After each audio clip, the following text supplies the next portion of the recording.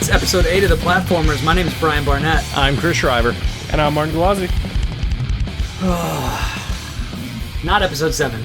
It's episode 8, son. It is episode 8. We're going to talk about a whole lot of games. Let's just do this. Let's do it. Let's get into it. None of that was me. They're out of their minds. No, we're all a bunch of crazy Hey, people. don't say we're all. I'm normal. Who wants to... I'm lumping you in with us. You're on this show. You can't escape. You're part of the ship, part of the crew. Okay. Who wants to start? I don't know. I like Chris. He's cute. Apparently, I start every week. I'll start again. I'll start again. This is terrible. I'm like 5 seconds away from restarting. It only took us like 5 minutes to actually like get everything in sync, so that's cool. Worst intro ever. Do you want to start over? No, please. Anyway, I kind of want... Oh, well, whatever. this is Did you fine. actually say episode 7? Because that's amazing. He went, it's not episode 7. I said it's episode 8, and then I went into how it was not episode 7 Yeah, because we're I screwed fine. it up in the It's fine. in the pre-show Best- that nobody will ever hear. Yeah. Best episode 8 ever. So Friday, I come Yeah, home it's from episode work. 7.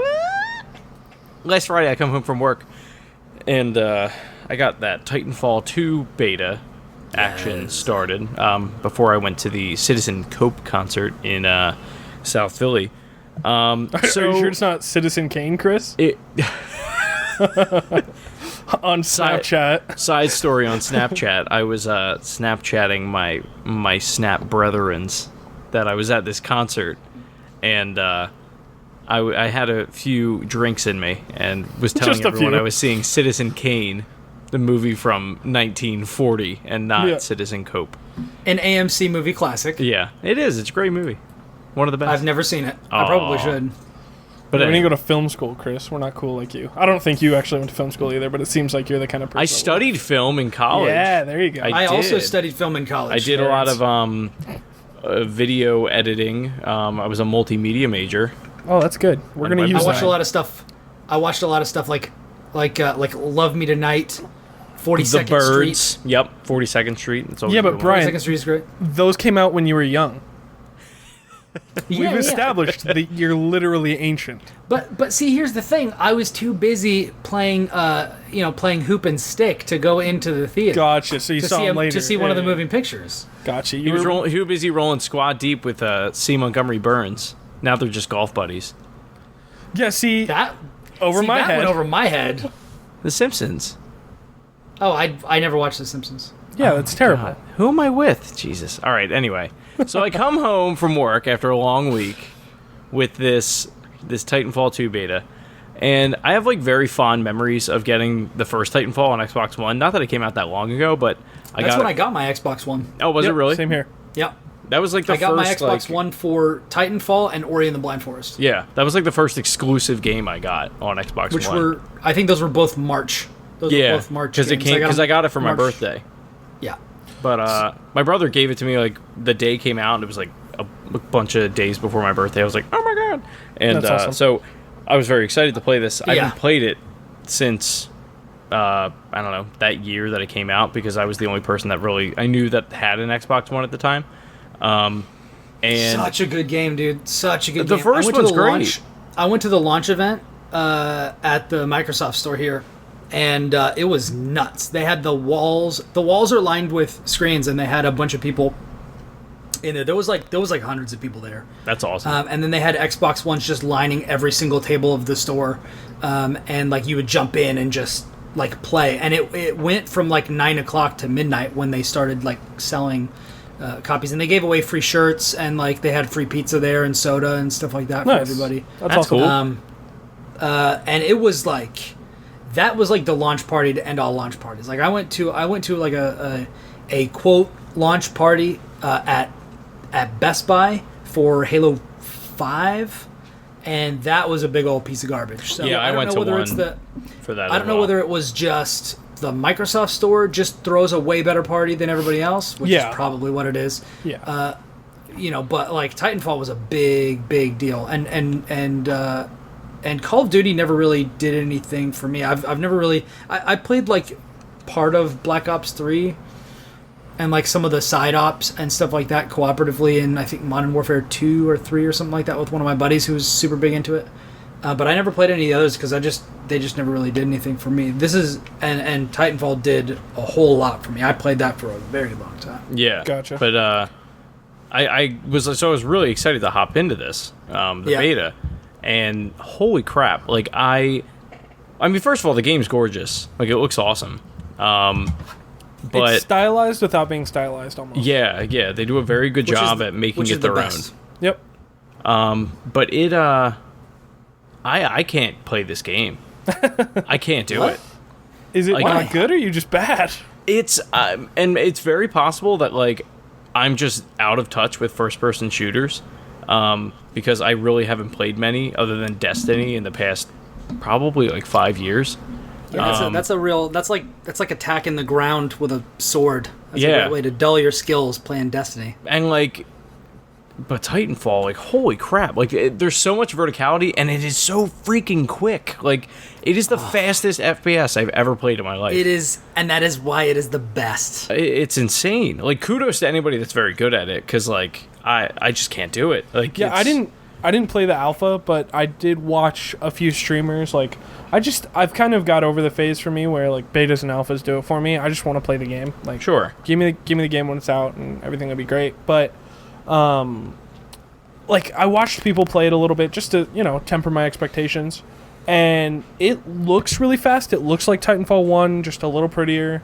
I think they've gotten a little more deep with it, but that was my biggest complaint with the first one, is there was no depth to the game at all. Right. Like, obviously it was a multiplayer only game, which was fine for me. Like, I enjoyed that, but it was so shallow, even in the multiplayer upgrade system and the way that you kind of level up. There was like nothing, and I hate the idea of like the burn card system, where it's like, if I get something, I want to have it, right? Like, that's why I temporary perk kind of I thing. hate that. Yeah. And It's good if you're good, but if you stink, it just feels like you're just throwing away stuff. well, even like I don't care how good you are, you'll die randomly. You know what I mean? Like, Yeah. somebody will just throw a grenade, or you'll, whatever. Regardless, you can die. And that's not, I guess, why I didn't think the burn card system felt good. But it's just, I don't personally like that way of playing. Like, I like if I have something, I have it. That's why I've always liked Halo, and COD's fine, the kill streaks are cool, but, like, Halo for me is the basis of multiplayer. Like, you have your gun, and it's the same gun everyone else has, and it's just skill, go. Well, Like, I that hate makes it. Oh no, go ahead. I just hate the idea, like you just said, of I think like you were trying to say, it takes skill out of it in a way, where it's like, oh, you used this burn card and now you have this ability for no Right. reason.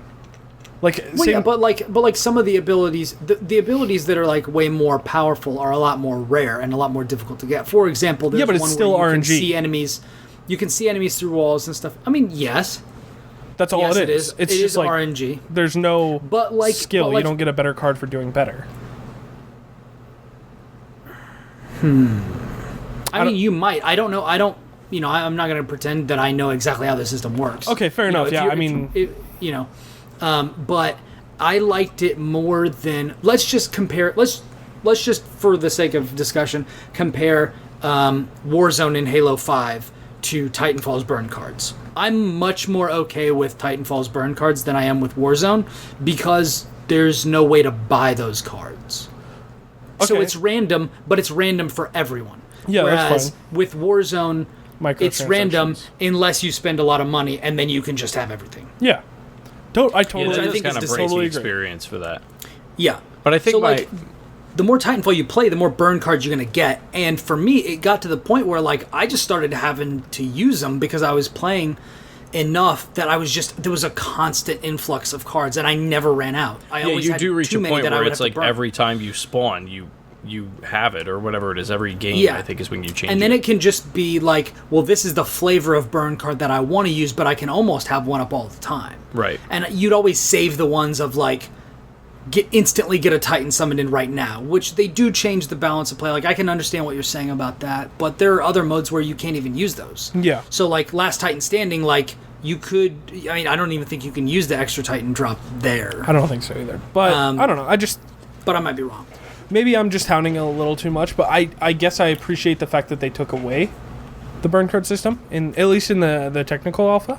It's not there? Yeah, I think it was just there for a server stress test, so I'm not sure that that's going to be the way that everything's going to be. I really hope they change the UI, because I did not like the UI at all compared to the old one. I like the old one way better. It's a little clunky, yeah. It was kind of really weird. Like, I kept going into the custom like preset What's that you could do. date? It's sometime. I think it's October like 16th or something. It's sometime in October. It's right So they around need to lock it down pretty soon. Battlefield Yeah. 1. So they've got about another month to get everything locked down and get the game gold before they got to submit to cert. Yeah. So this is those are probably final assets. That's not. I don't like that. I mean, they could still change UI It's stuff, but it's straightforward, but it's very easy to understand and it's very easy to read. It just didn't have that extra polish that the first one had that I really liked. I think they were trying to make it more accessible because now it's on PS4 and not everybody. Like, I mean, the part of the reason I played it on PS4 was because I knew I was going to be so terrible at it, and there were going to be less people on there that have played it before than if I were to play it on Xbox One. I was about to make a joke that you were going there because nobody would have played it, and that's actually No, that's why. That's legitimately why I did it. That and my Xbox Live is expired. Oh, okay. way to go. Yeah. So yeah, I mean, it looks all right. I guess I'm more intrigued by every other shooter coming out in that same time period. So I just don't really care about Titanfall 2. Like, it looked cool. For me, it's like not even close. Like, Titanfall 2 is miles ahead of like everything. Basically, if it's not Halo, and man, I think Titanfall even beats Halo in some areas. But like, Titanfall is like the best multiplayer shooter I've ever played. I played Counter-Strike. I played Unreal Tournament. I played some Quake. I've played Halo multiplayer. I've played Destiny multiplayer for about 5 minutes because that's all it was worth. What else did I do? What other multiplayer things have I played? Every other game ever that came out. I played a little bit of Battlefield, but that was like one match, and I didn't really like that either. Battlefield for me does it a lot more than Titanfall. Excuse me. That's and Battlefront a little bit as well, but Battlefront has some serious issues that I don't have disagree. patience for. Personally. So for me, Titanfall is like the new gold standard.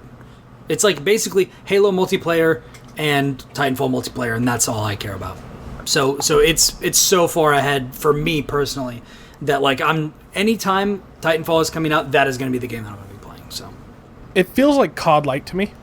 Like, it really feels like Call of it Duty should. Light. I mean, it's the same. It isn't the Infinity Ward guys. Which is crazy because you know? I played the Black Ops 3 multiplayer beta and stuff like that, or like when they have the free multiplayer weekends and stuff like that, and that is like Diet Titanfall to me. Huh, interesting. Like Black Ops 3 is like just a crappy version of Titanfall multiplayer. What is without any of the cool stuff that makes Titanfall awesome. Oh no, never mind. And now Titanfall has grappling hooks. So like, how much better can you possibly get? Grappling hooks are pretty sweet. I don't know. I'm very excited for Infinity War. I know it got trashed based on their one trailer that showed like no gameplay, which whatever. Is crazy because that was the one with the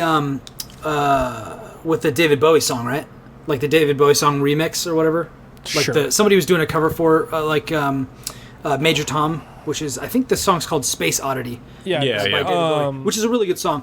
That trailer, I was like blown away by it, and everybody was like, I loved what they showed at the beginning when they were showing the colony being attacked by people in space, and then as soon as they came in with that David Bowie remix, it was just trash. And I was like, that was the moment where it really hit me, and I was like, oh man, this is awesome. Like the music swelled and stuff, and it got its hooks into me there. So I'm open to the idea of playing Infinity War, but I mean, if it's anything like Black Ops 3, it just didn't do anything for me. Infinite Warfare. Infinity War is a Marvel movie coming out. Sorry. It's all good. Infinite Warfare. Yeah, like the trailer, the reveal trailer has 32 million views, 3 million dislikes, 3.2 million dislikes. Wow. So like it got trashed. Yeah, but like weren't they this is old news, but it doesn't matter to me. Like whatever. Like it looked like a COD trailer to me. Whatever, that's fine. Yeah. But what got me was their E3 demo was amazing. Like the one that they played beautiful. at the PS4 conference. Yeah. That was the one it's- that I was like, okay, this game Yeah. could do something. Oh, this was I the had one where no we idea it was thought- Call of Duty. Where I thought it was VR. Yeah, everyone where did. I thought it was like Everyone a VR totally space thought it game, was and I was like, PSVR. yes, Yeah. I want it. Oh, it's so good. But, like, that's fine. I thought it was too, and I was blown away. But I was blown away just by the fact that, like, oh my gosh, this looks amazing visually. It looks like it's everything I want to do in space. Like, I want to board a ship and blow it up and be a badass and, like, jump into my fighter that I'm actually flying and it's not on rails from how they've described. Like, it's perfect into, like, my space fantasy. And I like the idea that you're, like, this, like, you help command the ship and everything. And I'm really intrigued by everything they showed with that. And the fact that it's running on PS4 and running that well. Like, Where would you get it? probably PS4 or Xbox. Doesn't really matter. Like, I usually don't buy ports for, like, COD games and that kind Now, of deal. do they develop for? I mean, I'm guessing now their target platform that they're developing for is PS4 this time around. The last Yeah. two have been PS4. Yeah, they really Okay. jumped into bed with them. Like Battlefield, I'll always buy on PC. They they give PC a ton of love. So yeah, but That's because they can't they do at least historically haven't they like doubled the multiplayer count on PC? yeah. With I think Battlefield 4 was 64 on console as well. I might be talking out of my ass, but I'm Yeah. pretty sure that's what it was. But with PC, it's always been 64. Maybe we'll get bigger soon. I don't know. I hope. I think that'd be really cool. It might be too hectic, but I think that's a little bit of why Battlefield's so cool, is because it is so hectic. But anyway, like, with Titanfall's alpha coming out, and personally, it feeling a little lackluster. I know some people are really into it, some people aren't. With the fact that Infinite Warfare is coming out right at the same time, and that's definitely got its hooks into me a little more, just based on those trailers. And I know that I'm buying into the hype in the trailer, but still, like, that's... What else do I have to go on so far? And then Battlefield 1 coming out, and that being, like, so intriguing to me in the fact of the history, the fact that we don't go to World War I, the fact that it's just very different, very unique, very diverse in the way that they're showing the game, in the things that they're going to have in the game. So I just think Titanfall 2 is going to really, really take a back seat to all these games personally. But I don't know. What do you guys think? No, I think a lot of people are kind of expecting that to happen. There's an over saturation, and I feel like that's kind of why I got out of first person shooters, was there kind of has been an oversaturation for years. Like I remember, what was it, December 2007 when the Orange Box came out. It was like that Call of Duty, like. But it's not like as bad as like the Overwatch Battleborn situation. Like, it's not like one. Yeah, but those are but those are two games. I know. So what's coming out at the same time as Titanfall 2? Battlefield, Call of Duty, Yeah, Battlefield, Call of Duty, and Titanfall 2. Yeah, one more game is coming out, but I can't put my foot. But there's always shooters coming out. Like, that's just a genre. No, I know. And But they all come out in fall. That's the problem. Yeah, that I yeah, have. of course. Like, they need The thing they I need to think space these out. that made Titanfall stand apart is because it came out in spring. yeah, So Titanfall came out. It would make the thing sense that- for them to repeat that so that they could have an early, like, you're like 5 or 6 months out from the most popular previous shooter. It hits people at the midway point. I think that going for a spring or summer launch for a shooter would be really cool. for specifically a game like Titanfall, I think two things. One, the reason that Titanfall performed as well as it did was because it was an Xbox exclusive when there was nothing else out. Yeah, I hate to say it was the that only was game it. at the time. Like, no offense to the game, like, it's a good game and I respect the game, but it was just that.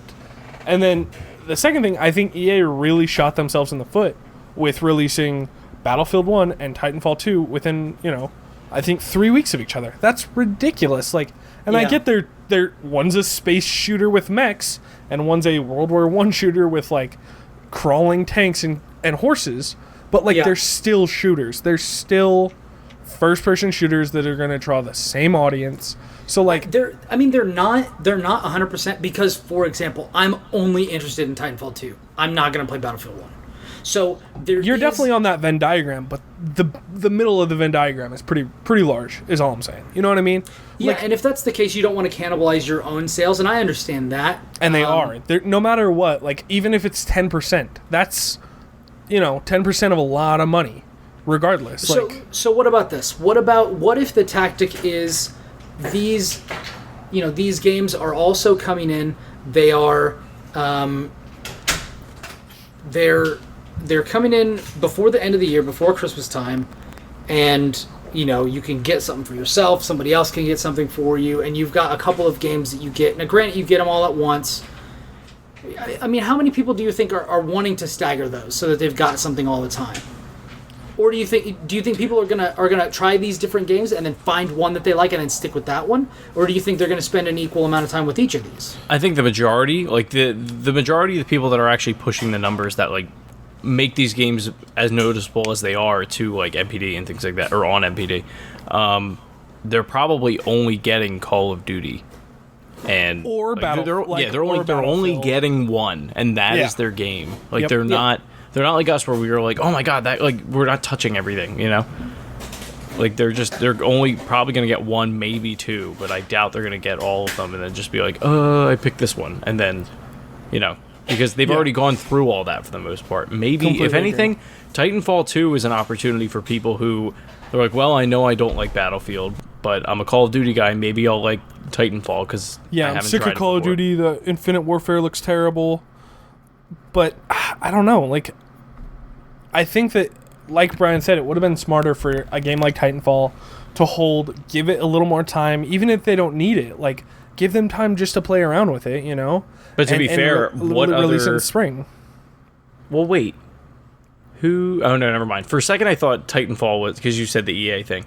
I was like, isn't Titanfall published by EA? It is. Sure Oh, wait, it is? Yeah. Titanfall is published by EA. It's developed by Respawn. Yep. And then DICE is developing Battlefield and published by EA. Okay, that's what I thought. Two EA published games coming out within weeks of each other that are both first-person shooters. And just I don't like that. I don't like that. Regardless of how different the games are, it's still a first-person shooter. It still has a limited, value, like a limited market space that it's going to thrive. Right. So, I mean, regardless, I don't care. You know what I mean? Like, I hope both games do well. I hope most games do well, and I like the competition. I like it a ton. It's confusing to me as a business standpoint, and I hope it doesn't hurt the devs. Like, I like the Respawn guys. I hope they don't have to, close doors or anything drastic, because... I'd be surprised. I mean, well... How much money have they put into Titanfall 2? And how much did they actually get from Titanfall 1, Granted, it's not the behemoth that, like, Call of Duty and to a lesser extent Battlefield are. But Battlefield has carved out its own pretty strong and healthy, community. They have, absolutely. Especially since like 3. And I know that a lot of people weren't particularly happy about 4, but 3 was very well received. And, well, yeah.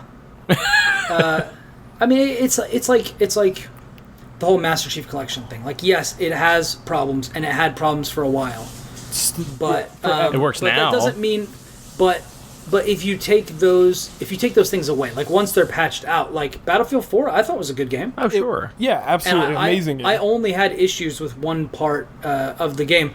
It didn't really break the experience for me. I was like, well, that's weird. It crashed to my PS4 taskbar or whatever.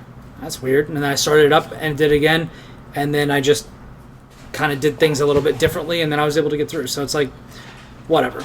I mean, you don't want that sort of a thing to happen, but it also happened. I had it crash. I had Oxenfree crash to my Xbox desktop like 5 or 6 times, and I think way more highly of that game than I did of Battlefield 4 or any other game. That was one of my favorite games of the year that it came out. So yeah, No Man's Sky's crashed for me like 5 or 6 times as well, and I haven't even touched that. Flipping out about Battlefield and stuff like that, but games like No Man's Sky, I mean, it really hasn't even been touted as a problem. So it's confusing to me how people judge things like that.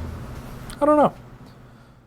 So what else? I mean, we'll see how it does, but so the other one, so I play Titanfall 2, and then I'm like, I can't be this bad at first-person shooters. Like, I know it's been a while, but I'm not this bad. So I put in Halo 2, the Master Chief Collection version. Remastered Halo 2. Yeah. So was playing it on Legendary, and I'm fine. I'm fine. I'm really good against computers. I'm still very good Solo? at it. What's that? You got through it on Legendary Solo? Oh, I didn't finish it. I played it for like 2 hours probably. Yeah, I played it 2 hours, beat the entire campaign, Legendary, no big deal. What of it? NBD, you know what I'm saying? But, so I didn't have a problem there. So, I think it's Titanfall. It's the fast pace, right? It's the fast pace. My brain Halo's like the opposite of that. So Specifically, you call Halo me 2. an old man. You call me an old man. I was plowing through fools in Titanfall 2. Yeah, that's cute. So yeah, that's fine. So maybe it's you that's the old man. Oh, I knew. Trust me, dude. I stood up at my desk today at work like 5 or 6 times and like did one of those arching back kind of things, and it was just like a xylophone down my spine. It was terrible. Do you do the cool like old man noises? It was like, yeah, it was bad. It was you real whippersnappers don't come around here anymore. Yeah. Well, I don't know about that, Brian. Always got to take it to level 10, don't you? That'd be amazing if you stood up from your desk and did that at work. Just became 80 years old. Somebody came to give you like a report or something. You're just like, get out of here! I got my shotgun ready for you. You damn kids! That's terrible. So then I told you not to come around here anymore. So then Sunday rolls around, and I had two of me and Jess's friends over, Sean and Kate, and they wanted to know what games I had on PS4. And so I start going through them, and I hit one, Fluster Cluck.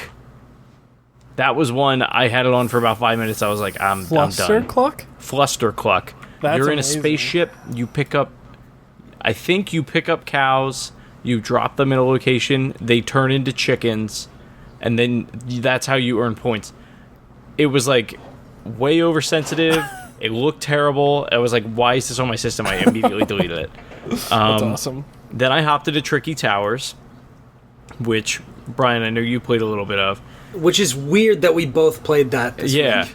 It's a cool idea. I like it. So yeah. For those who don't know, it's kind of like Tetris, but they give you...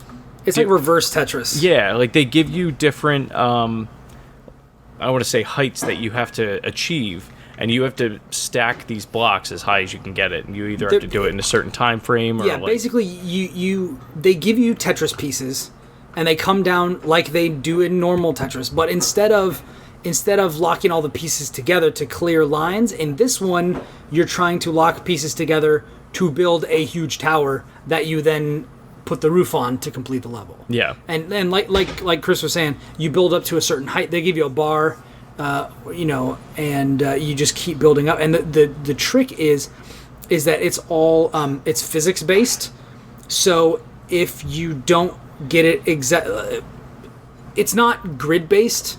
It's physics based. So if you get something off center, it's gonna look a little like wonk. It'll tilt a little bit, or maybe it'll fall off. So like I got several times to like right underneath the goal, but like my tower was so unstable and it was slightly slanted, and so the pieces just kept sliding off the end, and I ended up timing out because the pieces wouldn't stay on top. They just kept sliding off. So well, it looks really cool. It hurt my brain. It was the only thing. Like because I play so much. I continually, like to this day, play so much Tetris, like in my free time, like especially on Vita, and I just couldn't. I tried for like 20 minutes. I was just like, I'm done with this game. I can't do it. God, you are the old man now. I am. Like I don't like Titanfall or new games. I'm gonna go play Halo. Bye. I'm gonna go play Halo 2 and Tetris. Yeah, make it where I feel safe. And then to top everything off, I showed them Octodad, Dagliest Catch, which is fantastic. Which for the next, I think it's the next day, I don't remember, is part of the current Humble Bundle on PC. But so on PS4, I beat it. I have not gotten all the trophies. I have not collected all the ties. On Vita, I'm about to beat it. I've collected all ties, and I'm missing 4 trophies, I think is where I'm at. Oh, gotta get that plat, bro. There is no plat in Octodad. Yeah, I'm See, real this upset. is why and let's just use this as a springboard to launch into why trophies suck and why achievements are way better and Yeah, why I'm down. Xbox understands what's going on more than Sony does. They do. Why, like, on 360, I would understand the argument because each game had a different amount of achievements. Like smaller indie games would have, like, maybe 200 achievement points, whereas full retail games would have the full 1,000. Yeah. But now, on Xbox One, every game has 1,000 points. All games are equal, level playing field, it makes sense. Now- Whereas on PlayStation, you get like, oh, Walking Dead Season 1 has a platinum, but Season 2 doesn't. And Taco Master has a platinum, but, Bastion doesn't, or whatever. Bastion Even might actually- Octodad. something Like, that's... that. Yeah, It's a Octodad big doesn't game. have Like, one. why? The thing Now that- that's Go ahead. that's all fine and good, but let's remember, Brian, the dark days of Xbox in the achievement system, where if you were playing Mortal Kombat 3 and you got the flawless achievement, you only got 11 points. And those little pretty little increments of 5 that your gamer score would have been is now like 3 or 4. And like, Guess what? that's the only game that I know of that does that. There's individuality with that. And that's not the only game that does that because mine got off count and I never played Mortal Kombat 3. Yeah. It's not the only it's one. Do you remember what it was? Dude, even the Halo games have oddly. Well, have Halo oddly at this numbered point, yeah, ones. there's like 100,000 achievements in the Master Chief Collection. Of course, it's going to be like that. I mean, now it's it's not that too big a deal, much. but like 2010, I was like, This is ridiculous. My But here's gamer the score, thing. meh. Here's the thing. Guess what? What? Tell It us. doesn't matter if it ends with a 3 or a 1 or a 7 I or know a 5 that or 10. now. You We try live telling in a that to base 10 16-year-old culture, but who Chris Schreiber. cares? Right.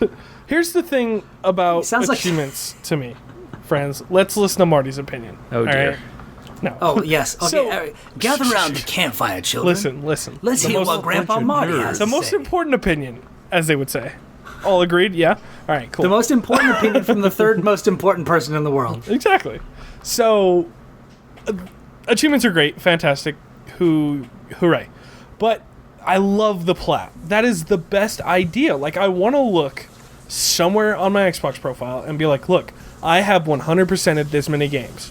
But they can't even do that because it's like, oh, the DLC adds 250 or 100 or 200 or whatever arbitrary number they want.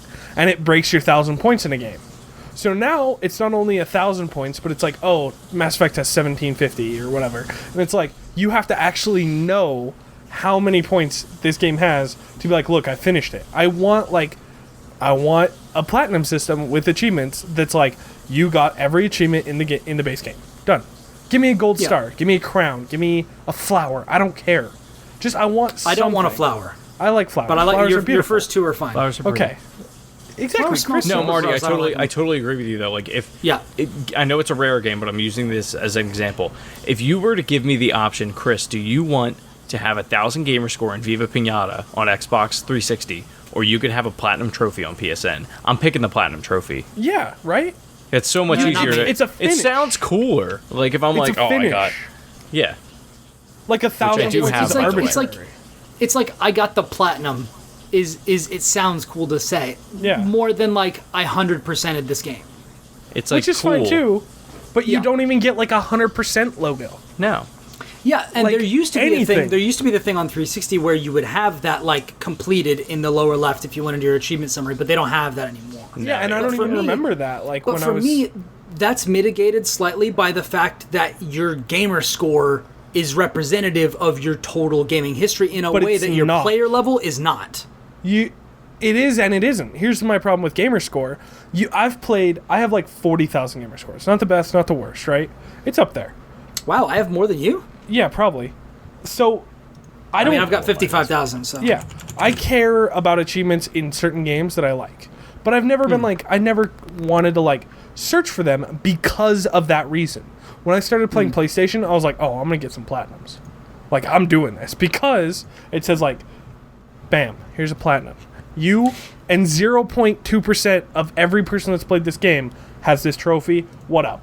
And then like Yeah. with achievements too, I've gotten so many achievements by like finishing the first level of a game and never playing it again, or like downloading random games for free and like Yeah. playing them for 20 minutes and getting 200 achievement points for no reason and leaving. So it's like my achievement or my gamer score is so arbitrary in my opinion to how much I've played and what games I've played. If it was like you've completed 38 games, 100% you have done every single thing this game has to offer.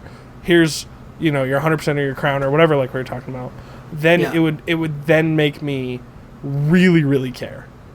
But as is, for me, that's actually kind of played against it, against the PlayStation system for me, because, for example, like as gamers, we can be a little bit OCD if we have like a completionist mentality. Oh yeah. So That's like me. for example, Metal Gear Solid 3. Metal Gear Solid 3, I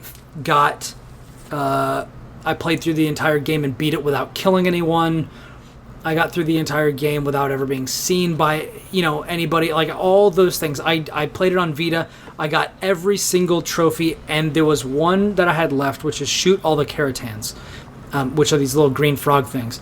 And there are 3 at the end of the game that you have to shoot while on the back of a moving motorcycle, and you basically only have a sniper rifle. Okay. And the person who's driving the motorcycle is weaving all over the place. And I'm playing on Vita, and they got those little nubs. Not the most accurate, not the easiest to do. I couldn't get it. So I have 93% of the trophies in Metal Gear Solid 3, and that really, really bothers me because it's so binary, whether you have the platinum or you don't have the platinum. Because for me, the trophies don't super feed into player level, and I don't care about player level. What I care about is the number of platinums. And this problem kept all of that work from resulting in the platinum. Whereas on Xbox, if I played through that game and I had 930 points out of 1,000 points, I'm like, 70 points, who cares? I didn't get all of them, but I got most of them. I got the vast majority of these. I don't care, because there's nothing hanging on that I'm missing out on. Yeah, it still contributes almost a full 1,000 points to my gamer score. Yeah. So that's why that's what kind of kicked it over for me. I was just like why would I care more about this system where even it's I understand the appeal of the platinum trophy because it is cool to like log on, look at your profile, look at your trophies, and it's like bronze, silver, gold, platinum, and you can just look. And for me, I think it says like 22 or 33 or something like that, like some number of platinums or something like that, and like that's kind of a feel good number. You're like, I've completed this many games and what have you, but I'm awesome. But there are a lot of games that I completed that don't factor into that. Like Child of Light is an awesome game. It deserves to have a platinum because I think that every good game deserves to have a platinum. Like if it's just some fart around iOS port or whatever, then and you don't want to give it that. Don't you talk crap on Taco Master? It's like a 10-15 minute game to complete it or something like that. That's fine. You don't want to give Jetpack Joyride a platinum. I understand. That's a little absolutely. goof off game. But like there are real legitimate games that don't get platinums, and I don't understand. So unless Sony figures out what the heck they are doing, like I can't. Well, part of it does sound, I mean, from what I've heard mostly on Kind of Funny, a lot of it seems to come down to the developer knowing that they, like, for the most part, I agree with you. It should be like standard, mandatory, however you want to put it, that Sony just say, okay, you have a game, it's however long, or I don't know how they're going to, do that equation. You get a platinum Every game trophy. has a platinum. Or just do every game as a platinum. That's fine. But the, where was I going with this? But like you just said, I don't know. Sorry, finish your, if you can remember. I will interstitial. Old man Chris is forgetful. just had a stroke and he can't remember anything. The students just got back at my job, and it's been crazy. But from what it sounds like is that developers actually have to be the ones that have to reach out to Sony and be like, hey, we really think our game should have a platinum trophy. Like, can we do this? And for the most part, I think they've come out and said yes. Now, that wasn't always the case because you have games like, what is it? Ground Zeroes, Metal Gear Solid. Yeah. Where that game, to my knowledge, doesn't have a platinum trophy. And I mean, granted, it's only like a 5-hour experience, but I mean, it is still like a game. Does Journey deserve a platinum? Just and that's a I think so. Game. I mean, Gone Home doesn't have a platinum. Gone See, Home doesn't for have a me- platinum. That's infuriating. It's the only Yeah. reason I haven't played it For yet. me, it doesn't, like, this shouldn't be a discussion of whether something deserves a platinum. Every game is going to be somebody's favorite game.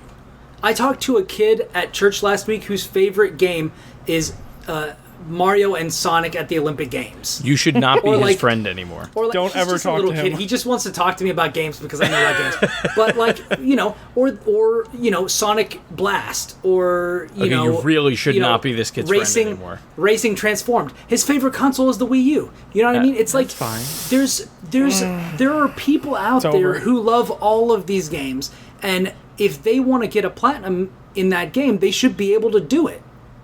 I agree. And, so I mean, I don't. Let me raise I this like how you're let me like- raise this question though. Fighting Would the good you- fight for mobile Let's games. say, all right, you've got Marty over there who's like, Hello. yeah, I play Overwatch and I play like all these real serious games because I'm Marty. I'm super cool. Yeah. And then you've got me, and I'm like, yeah, I'll play these dumb like $2 games like Baby. Fluster Get Barbie out Beach of House here. Adventure. Right. Yeah. Like I play the dumbest games ever. But like if I have 75 platinum trophies and Marty's got 20, does that make me a scumbag? That's what I was gonna. No, bring that up. makes you I a think better it person than him. Oh, thanks. That's yeah. In the eyes of Shuhei, I think that's kind of a joke in my opinion. Is like it happened with Xbox where like people are going to go buy Naruto because you can get 1,000 points by like hitting one button in the intro. You know what? And that's Let's- a joke. Like let's do this. I think that's But why. that makes it a bad game. It doesn't mean that achievements are bad. No, you're right, but I think that's what Sony was probably trying to combat with not giving every game a platinum, right? Like, why else? But because if who not, I could go. cares? We do because we've been talking about it for the last 20 minutes. I mean, it's Obviously, true. we care. It's true. Like, We care, but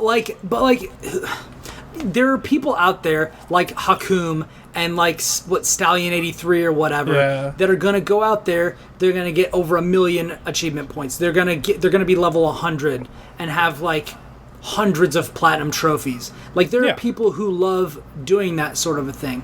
And for those sorts of people who like collecting trophies or who want to be able to just look at the top of their profile and see how many games that they've I completed am the best. based on their platinum trophies, like you just can't do that.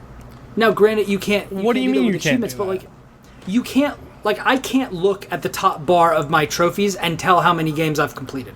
You Okay, can go yeah, to a you know, it third-party sucks. site and do that, and you should be I able think to do that's that. yeah. I completely agree. That's- I Wait, think can that you was the all I'm beginning of saying. our Can you do that on Xbox? with third-party sites. You can.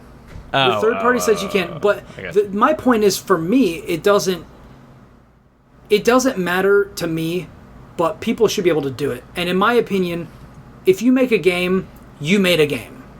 And if we can just stop here and say that platinum trophies sell games. If there are two games that come out that I want equally as much, one of them has a platinum trophy and one of them does not have a platinum trophy, and I'm into trophies, guess which one I'm buying? Yeah, absolutely. So by that token, I was less likely to buy Walking Dead Season 2 on PlayStation than I was to buy Season 1 because Season 1 had a platinum. Let's just be honest. Yeah, absolutely. So I got Season 2 on Xbox because guess what? 1,000 points, 1,000 points. They're the same, which makes sense to me. So, like, if we want, like, it's a great way to give all of these indie games platinum trophies and put them on even playing field with achievement hunters or trophy hunters that want that sort of a thing, and then they can explore games that maybe they wouldn't have. I think it would be good for us to for them to do that. Yeah, To but each it's- his own. I guess it's just kind of it turns the game into a joke, right? It turns it into just a game that you buy because you want achievements at the end. But And if that's people fine. want to do that, like, who cares? I used to be that person. Hardcore, I guess, but whatever. Marty, Yes. what is Day of Infamy? All right. So I've been playing this little indie. No, I'm just kidding. It's kind of indie though. It's a Steam game. I've never heard of it. It's okay. Have you guys ever heard of the game Insurgency? It's like it's, I'm not even gonna. No, I haven't. It's Counter-Strike like. It's I think it's running on Source. It's a like hyper realistic first person shooter. You have no HUD, you have no reticle, you have no ammo counter, nothing like that. You don't know how many rounds are in your bullet or in your gun. You know how many mags you have. That's it. And then it's team-based, like usually military versus some terroristic group or whatever, you know. And then they just came out with a new game called Day of Infamy, which is misleading. Day of Infamy is Pearl Harbor. It's not only Pearl Harbor, but it's a World War II shooter. It's very Steam. It's very computer shooter. Like, anyone on console that saw this game would be like, "Oh wow, that looks terrible." But like, it's really precise. It's Twitch. It's amazing, like, in my opinion. So the game more or less is like, you get shot once and you're dead. The end. Like, it's very competitive in that way. Even if you get shot in the foot? No. So like, if you get shot in the foot, it slows you down. If you get shot in the hand, it slows you down. You're way more susceptible to fire. But like, there's smoke, right? Like smoke grenades in the game, and they're very effective. It's like an actual smoke grenade. Creates a very thick cloud. Can you like choke on it? And... Yes, absolutely. So like, that'll slow you down if you're running through smoke, and you'll be very loud. The enemy can hear you. Things like that. Sounds awesome. Yeah, and then like, they have so much attention to detail with like the weaponry of the time, which I'm like a history nerd, so that's really cool. But when like, there's obviously a D-Day map. There's a D-Day map in every single World War II shooter, like, ever. And it's 32 player max right now, at least on any of the servers I've seen. And so there's, 16 Germans firing down on the beach, and like 3 or 4 MG42s going off, and you hear that. Like, the sound is amazing, and the visual is amazing. Like, it's the most immersed I've ever been in a World War II shooter, and there's no campaign. It's just multiplayer. There's like a radio operator and an officer. So like, if you want to call in an artillery strike, only the officer can, and that officer has to find a radio man to call back to HQ. There's local chat, there's no team chat, so you can only talk to people around you. Unless you're on a radio, then you can talk to all the radios around you, and the people near the other radio operators will hear it because they're on the radio. So it's like very tactical, very clean. Like, there's not a lot of fluff about the game, It's like, you get in, you fight. There's like 3 different modes that I've played so far. I've probably put like 8 hours in. There's like defending like A and B, and then when those get taken, you defend C and D, and they're further back, and your spawn moves back, and then you defend, E and F, and they're further back, and then you lose or win, whatever. There's like central point where you're trying to capture every point is available to be captured, and then there's one where you're like fighting.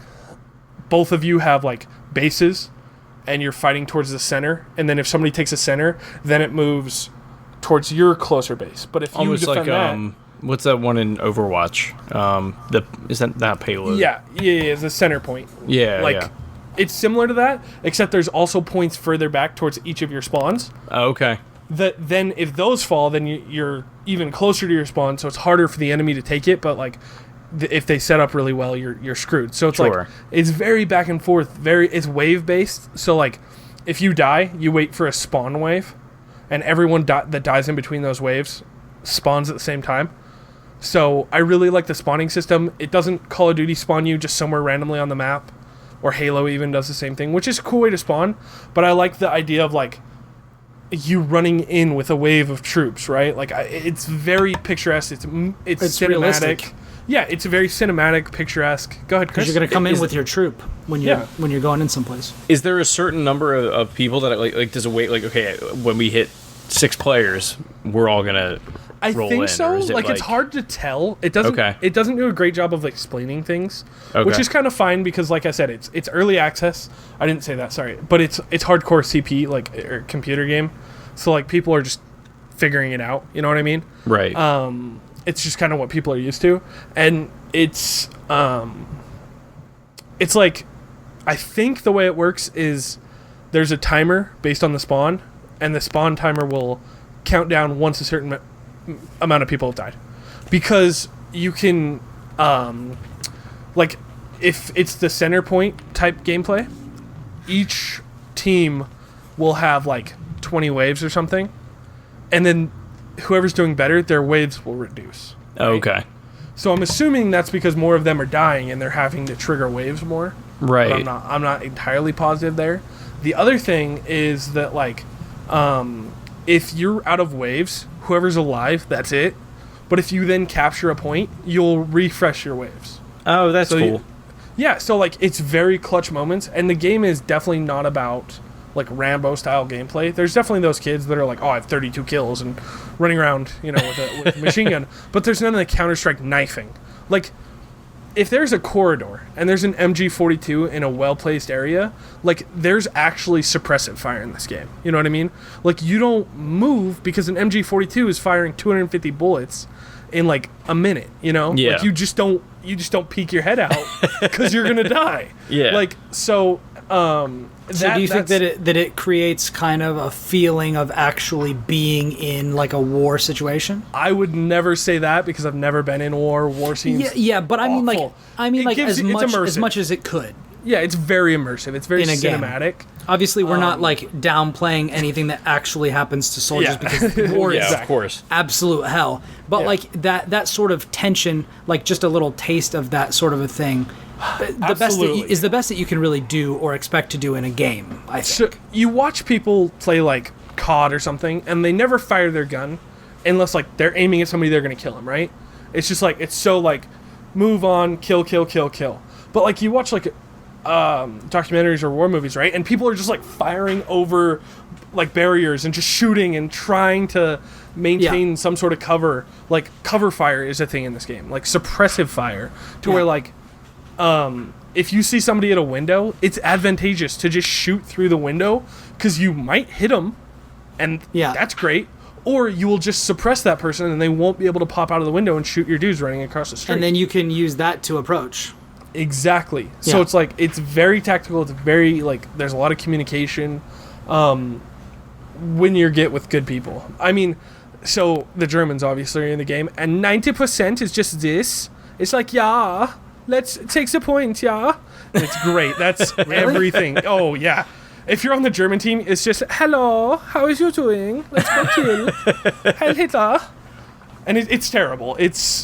But it's fantastic at the same time. And then is it a World War II game? Yeah. If you lose on the other team, it's done. Like, you jump in, and it's just Germans going, ha ha ha, we won. How do you feel? How are you doing, Americans? Oh, so sad. That's a solid German accent. Thank you. So, man, that's intense. Yeah, so it's good though. I've been itching. Have you heard of it? Day of Infamy? Day of Infamy? Yeah. Oh, it's good. We've got to be infamous this day, yeah. I'm so sorry. I don't know what I started, but it's good, yeah. But I've been itching for a good World War II FPS for like literally years. Like I've actually been thinking like maybe I should just play Call of Duty 2 again because it's been forever. Those games are not good. Like they were great in the time. Don't get me wrong. I loved them. Not good. Like this game gives you that feel. Like I remember playing Call of Duty 2 too. Like people would just sit there. Like that was camping back in the day. Right. And like there's camping in this game, but not really. It really rewards people for actually going and doing being something. Mobile. Yeah. Exactly. And like mobile to a point, like you can hunker down and watch a spot, but you can't just sit in a corner. Like you're not. It's and like there's flamethrowers in the game and stuff to really counteract camping. And yeah, like there's no kill cams. It doesn't actually tell you if you got a kill. So like they just die. You never know? Well, if you see them die, you saw them die. But in real life, if you hit can't somebody even check and they this, fall like, behind That's true. That's true. You never know. There's no KD until the end of the game. Wow. Yeah. That's So really cool. I think like it's so this. cool. This yeah. sounds awesome. Yeah. It's very, very like play the game, do your job. Don't just like, oh, I'm gonna go out with my Thompson and kill everyone. Like you will just die. There's no. Wow. Yeah, you'll come around a corner and like, or you'll throw smoke. This is one of the things I like playing the Germans because the MG42 is amazing. It's OP, but like, I'll just be sitting in a window and the Germans did have some fantastic technology. They did. In that war. If somebody throws smoke, right? I realized that I can hold down my left mouse button, my fire, for like 35 seconds probably, because it's just a giant belt-fed magazine. So like somebody throws smoke and I'll be like, okay, I'm gonna wait 5 seconds. They're probably about to run through, and I'll just hold down the machine gun fire and just spray throughout the entire smoked area. And I don't know if I killed anyone, but nobody came through that smoke, so my job's good. That's awesome. Like that's pretty cool. it. Yeah, and I love that game. Like, it's so much more fun with people too, like talking and stuff. Because the in-game, like I said, it's local, like it's proximity based, which is also cool because you can hear the enemy team if they're too close. But it doesn't reward team communication like a lot of other games do. So I wish that they would fix that a little bit, but you can just remedy that by being in curse or vent or whatever with people. So yeah, I mean, if you guys got it, I'd love to stream some. I think it'd be a really fun stream game. How much is it? $20 on Steam right now. $20. Okay. Yeah, and it looks like there's actually a bundle if you can get that and Insurgency for $25.48. I am kind of mad about that. Because Why? I bought the game like 3 days ago and didn't get that bundle and paid $20. But whatever. I'm actually not mad. I take that back because I've definitely got my money's worth out of this game. I really don't mind supporting the developers. So yeah, and it's Nice save, Marty. Thank you. It's developed by New World Interactive, I think, if I'm correct. And yeah, they've really made some very cool games. Games that I didn't think were really wanted anymore, but apparently they are. So, and I mean, Insurgency has a very positive with 47,000 reviews. So, I mean, Nice. I think that speaks to their quality as a dev. And yeah, it's New World Interactive. So, Nice. yep, check That's them awesome. out. And I Okay. have also been playing just pretty much Insurgency. I mean, just that game. I've been playing a little bit of Osu, which is like keyboard. It's keyboard Guitar Hero. It's fun. Oh. Check How do it you out. spell it? OSU. It's keyboard Guitar Hero. I've been playing it for probably 2 months, 3 months, and like it helps with hand-eye a ton. Like a lot of pro gamers will play it. It's silly, really fun. Check it out if you're into it. If you're into keyboard Guitar Hero type games. So is it like DDR for your fingers? Yep. There's like different types. There's 4 key where it's like D, F, and H and J, and you just or J and K, and you just tap out a rhythm. There's 6 key, and then there's ones that you do with your mouse. So yeah, it's really fun. If you're feeling a rhythm game, that's, in my opinion, the best rhythm game I've ever played. Check it out. Is it Check it on? out. I can't find it on Steam. It's not on Steam. It's free. It's just off a link. I will gladly send it to you if you want. Yeah, because rhythm games are my jam. Yeah, Yeah, sounds cool. Yeah, sounds like we might be playing some Day of Infamy and some Osu later. Yeah. All right, that's all I've been playing. That's all I had. Nice. I've been slacking. so Day of Infamy What got are you its hooks talking in me. about? We've been recording for like an hour, and I haven't even Well. talked about what I played. Yeah, You guys haven't been Chris slacking is at all. just balling. I do what I do when I do what I do. So That was okay, terrible. so you guys were talking about your various old World War II games, hungering Yes. for them, playing them, and stuff like that. Are you guys more likely to play Battlefield 1? Granted, that's a I'm- World War I game. I'm absolutely Because- gonna play Battlefield 1. Yeah, I'll get it for sure. Well, maybe we're gonna have to do something about that. Because that's as close as when I'm looking at a trailer and I'm like, that's as close as I think I'm gonna get for a while for like a Like campaign. a really polished World War One. Yeah, two, exactly. Yeah. Unless it's really successful, and then other people take note. Hey, maybe let's stop doing this only futuristic and modern day thing. Let's go back and visit some old Yeah. times. I think games like Wolfenstein are really doing an interesting thing of that, where it's obviously different, but they're Yeah, going back and hybridizing playing- it. Yeah. Yeah, which I think is really cool, and we could always use another wave of kill the Nazis, yeah. But that's, I don't know why I said kill the Nazis in a German voice, but why not? There were a lot of Germans who were anti-Nazi. You're right, and then they were all silenced. Weird. So, Well, not all enough of them. about history. You ever heard of Operation Valkyrie? I did, and that didn't go well. And Dietrich Bonhoeffer, who that guy got killed like 2-3 days before the war was over. That's a depressing story. You want to read a story about Dietrich Bonhoeffer, who was a who was a minister and backed Operation Valkyrie, and everything ended up going really poorly for him. He got captured and then got killed 2 days before the Germans lost the war. Yeah. Which sucked. That's not how you want to go out. But you got to stand up you against... remembered him. Yeah, but you gotta. Well, he also wrote. He's a fantastic writer of philosophy. So. Yeah. So on our video games podcast, I'm glad we're talking about Dietrich Bonhoeffer and the plots to assassinate World War Hitler. II history. In case you guys haven't noticed, this is Video Game Podcast Plus. Yeah. Yeah. Definitely not only a video game podcast. Books and Dietrich Bonhoeffer. So, yeah. Absolutely. But that's good. Yeah. I think we covered the basis of me and Chris. Brian, tell us what you've been playing. Oh man, I played a whole bunch of stuff. I used a couple of these days. I felt like my my hard drives were getting a little full, so I went through and just played a couple of minutes, first couple of minutes of a lot of different games on Xbox One and PS4. Just to kind of gauge interest in whether I would potentially want to play these games later, just so that I can kind of organize things, delete games that I wouldn't want to play, and then just really start to work through the backlog. So I touched a little bit on Rebel Galaxy. I don't know if either of you guys have played that. I've not played it. I've seen it. I saw the logo for it and went, "This isn't for me," and then I just didn't. Yeah, it's interesting, and I'm not 100% sure if it becomes something more than just a very Western-themed kind of pilot from here to there, do some... Actually, you know what? Have you guys played Black Flag? Assassin's Creed 4 Black Flag? I refuse to, no. Okay. You know the ship combat? Yeah. Where you'd, pull the trigger and it would aim, left and right based on where you were aiming? Cannon bombardment, yeah. Yeah. Yeah, that sort of a thing.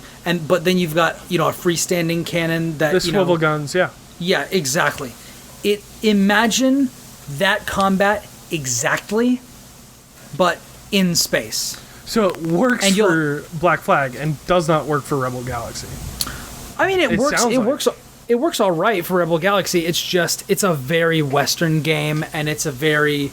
When you say Western, do you mean howdy partner, or do you mean Yes. Okay. I mean wow. Okay. I imagine no, Japanese? not like East versus West, like Western. Wow. There are twangy acoustic guitars being played the entire time. It is very Firefly, except not as cool. except without the old beat up Star Wars style worn in ships. I mean, they say that your ship is really beat up, but it doesn't really look like it. Gotcha.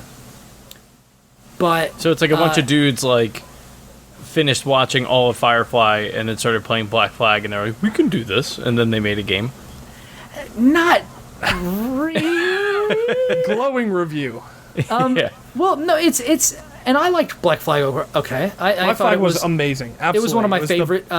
It was the best pirate sim I've ever played, and the worst Assassin's Creed. And I loved it. It was fantastic. That's funny. That's funny that you should say that, because I think it goes 2 and Black Flag neck and neck, and then everything else can just go die. I mean, it's not an Assassin's Creed game. Oh dear. How so? It's not. It doesn't have an Assassin's Creed story. It's not about assassins. It's about pirates. Well, I mean, technically, right, so is it about? It's about a guy posing as an assassin. As an assassin, yeah, exactly. It's not even about an assassin. And those story beats early on make no sense. He's none at "Hey, all. I've heard that you guys know how to assassinate people from behind with these hidden blades. Why don't you show me how?" And he just does it for some reason. He's like, "I know he's this." He's just like, "Oh, yeah, I can make it." So he basically BS's his way through impersonating an assassin, and becomes an amazing assassin. It's completely ridiculous, but it's funny. It's great as it's really as good. a pirate game. It's awesome. Yeah. And I think that if they would have taken all the Hidden Blade stuff out, give the dude a dagger, don't let him climb the way he climbs, and make him a little more drunk. Call it Sid Meier's Pirates 3, whatever, and bam, See, but an then I amazing wouldn't game have that played nobody bitches about. I think you absolutely would have. If you would have saw a game with that graphics quality, debuted at E3, that's like, hey ho, we have pirate shanties in every single thing, and it's awesome. And you would have been like, I want to be a pirate. Can we have more of that? Can we Just record keep going. this? I need to have I need a new So, jingle for my phone. My new album, Pirate Shanty Ho Ho Ho, will be out Yeah. later this album. Pirate Shanty later this Ho Ho album? Ho. Later this August. Excuse me. We'll be singing those around Christmas. I think What? I smell toasts. I couldn't talk. But that's Stroke, funny for because sure. I smell something cooking, but there is actually something cooking in my kitchen. So, so anyway, No toast.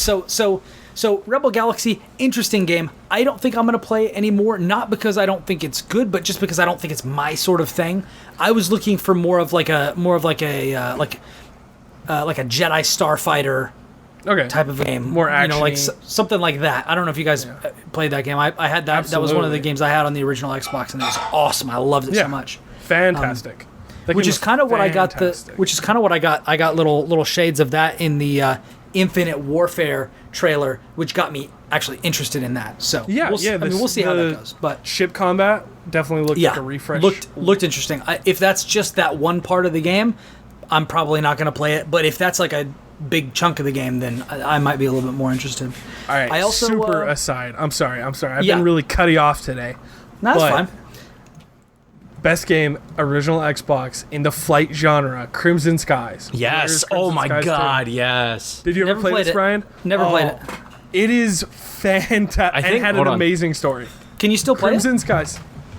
Maybe it's original Xbox. It might I mean, be on PC, I don't actually. have an original Xbox. I Is will it playable send on you my 360? original Xbox. I will send you my original Xbox. All right. This game is unbelievable. Like, it's terrible now, probably. You know what I mean? Like, it was like made in 2003, but it's so good. Oh, here we go. Chris has got the game in the box. It's fantastic, right, Chris? Here, help me back. Yeah. now. So Okay, Crimson now see. Skies. Okay, so okay. I used to work at CompUSA. I saw that on the shelf in Oh, the yeah. Xbox section that I helped organize, and nobody ever bought it. It was super popular. I It thought, actually, well, no, you know what it was? So if you were like one of the first people that got on Xbox Live, this shipped with a 12-month access code, a headset, and it was this game. So like That's my probably copy why I actually had it. says not for resale at the bottom. Oh, nice. Yeah, but that's why it got so big was because it came free with, I think it was With- like $100. It was like that whole bundle. But it was good. Gotcha. Dude, it was Oh. awesome. It was It just was it was like probably the best playing game that I've played like Yeah, know, like since Ace this came Combat out. has nothing on Crimson Skies. That's all Yeah, I'm this saying. game was awesome. It was so well like received. I think nostalgically now. I don't know about 16 back player in the day. online multiplayer, What? On the original system Xbox, it's link, pretty good. 1 to 16 Yeah. players. Yeah, this game was dope. The fact that you brought up playing Jedi Starfighter, I played Jedi Starfighter and then Crimson Skies, and I was like, games will never get better than this. This is it. I mean, Jedi This is- Starfighter is fantastic. Yeah. I this think is Jedi it for Starfighter games. might be the best thing to ever come out of the prequels. Yeah, absolutely. And the characters were even good. Like, absolutely. Or maybe Jedi Power Battles on the original PlayStation. That was I also did a not really good play game. that. How about pod racing in arcades? Oh, okay, never That's mind. one of Scratch Jess's that. favorite games. Scratch that. Episode 1 Racer. Yeah, that's like Jess's favorite PC game. Oh my god, that game is so good. And let me tell you, like I played it on 64 at my friend's house, and then I got it on PC, and it looked unbelievable. And you know what? Doesn't look bad today. And no, that game holds up. Like and And the gameplay is like and it super supported tight. the joystick and Yeah. Yep. I just Which want to is let you awesome. know, Crimson Skies does not hold up. I'm Googling stuff. Oh, it no, looks really? real bad. No, Real bad. I gotta look Chris this up. holding the game in his hands, surprised that an Xbox One game doesn't hold up. It But it's was my youth. it was such a cool story. Like, did you ever play or did you ever watch what was that movie called? Wait, hang on. Sorry. This is terrible. This is excellent content. Me thinking about a movie. I want to say Oh yeah. Fly Think about Boys. that movie, Marty. No. Oh. Wait, the World of goodness. Tomorrow one? Yes. Yes. Okay, so Thank Oh, you. wait, Sky Captain in the World of Tomorrow? Yes. Yeah. Crimson Skies is that movie, but better. It's like, Dude. there's like a Nazi influence on the whole thing, and like, there's like New York with like a lightning Tesla giant Yeah. ship. Like, it's super arcadey, but so cool. So Anyway. last week my buddies were at the bar and they go to trivia every Thursday and they were showing Is it different Geeks Who Drink? What's that? Geeks Who Drink? Yeah. Yeah. And they show movie clips, like for that round or whatever. And that was one of them, and nobody could get it. And my friend Pants, like, everyone's like, God, what movie is this? And he, like, sat there for a little bit, and he was like, oh, I can't believe nobody's getting this. And finally, like, it was dead silent. He was just like, Sky Captain in the World of Tomorrow. And he just got up and walked away. That's Nailed it. Okay, so besides the fact that this is the most scatterbrained podcast we've literally ever done, it's also one of the greatest. Oh, yeah, fantastic. Yeah. So, man, we are like... Okay. Crimson Skies, So best game of also- 2016. Let's go. That's our award. So now that we're done talking about Rebel Galaxy... Let's move on to something else I can train wreck. I also touched on a little bit of... and this was... I played the original Rainbow Six on PS1. Not for very long because I wasn't very good at it. I think I was like a sophomore in high school or something like that, and I was just not very good at those sorts of like hardcore kind of like 2 shots and you're dead basically. Yeah, that was like the first sort of shooter, right? You were there. It was one of the first shooter? like really tactical shooters, yeah. And it was like really, really difficult. But I mean, it was the first console shooter I think I ever played. Gotcha. Probably. So I played Rainbow Six Vegas 2 on Xbox One because that was one of the games with gold that came out, a while back. Yeah. And surprisingly to me, I actually really enjoyed it. The game's fantastic. They gave away the original Rainbow Six Vegas with Games with Gold earlier, and I tried that, and I couldn't get the controls to operate the way that I wanted. It's weird. Yeah, But this one is 100% fine. Like, I played through it, and I was like, oh, this is really good. If nobody's ever played it, it has probably one of my favorite cover systems of like any game that I've played. Just because it felt, it just felt so like tight, and it was so different. And like I feel like no other game has done it since then. You definitely feel like a badass, like a SWAT. Like they do a really good job at that. You snap to the wall, and like you're in a cool position, and like it feels good to where you're moving. But the whole game is primarily first-person shooter, and then like you'll hold down L, which I think it right, and then that is the cover button, and then you snap to cover, and then you can lean out. So it's very much like I've seen some games like this. I can't remember if it was like Dishonored or something like that, where it would have you snap to corners and then you could lean out a little bit. Yeah. And you're absolutely right. Like this game, like really, it was just very straightforward, very understandable, very Yeah, it's very fluid. They nailed that game. For sure. I think why it feels so good though is because, like you said, it snaps to third person. Yeah. So you don't get the jarring, like, looking at a door at really, really close. And then having to do that sway thing. Where, but it's also kind of cheating. Yeah. Because, like, if you're in third person, you can see around the door, and you're like, oh, there's a guy coming down the hall. I'm just going to blind fire and kill him. Right. Cool. So, like, the whole game is pretty much only about getting behind people. Yeah. But it was still fantastic. It worked really well. I mean... It did, yeah. It was tactical for a different reason. Yeah. Like, grenades were a huge thing. Getting behind people was a huge thing. Especially, like flash and smoke. Like, you really had to... I used to play that game, like, really competitively. Yeah, me too. I joined a clan, and that was the first clan I was ever in, yeah. And that was, like, one of the first games where, if you had it on Xbox 360 and you had the vision camera, you could take a picture of your face from both angles, and then you could scan... It would, like, quote-unquote, scan your face in, and you just looked like this, like, horrid, like... Yeah, it was like a JPEG monster. Awful. Yeah. But so Rainbow Six Vegas too. I mean, that's a good pick. That's a deep cut, man. That's like right in my childhood. And then also I played a little bit of Dirt Showdown because I was playing racing through. Game? Yes. Okay. Because I've discovered something. I didn't think I was, and this is very similar to we're going to go back to Westerns. This is very similar to the way that I felt about Western movies for most of my life, is the way that I feel about racing games now. I've always liked kart racing games. Like I liked Mario Kart. I liked Mod Nation Racers. A couple of different games like that. And Crash Team Racing, Diddy Kong Racing, those games, all good. Every kart racer ever. Yeah. Basically.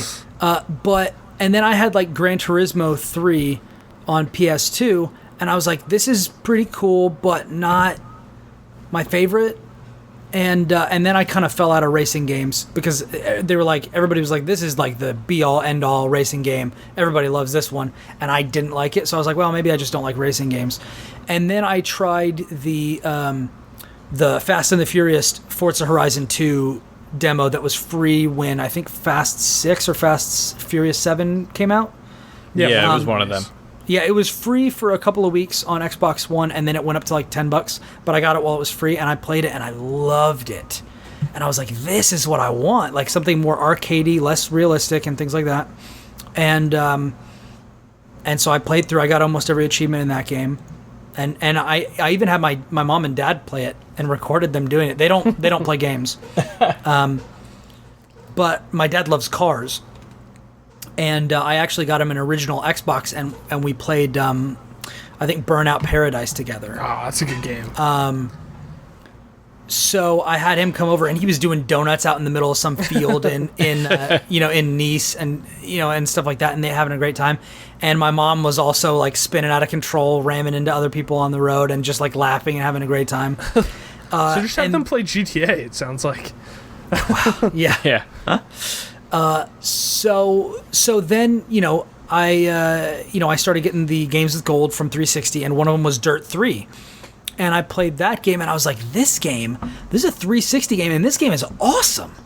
It looks great. The controls are super tight. Like, so I just realized that there's like another side of racing games that I'm actually really into. I tried Forza Motorsport, and I don't like that.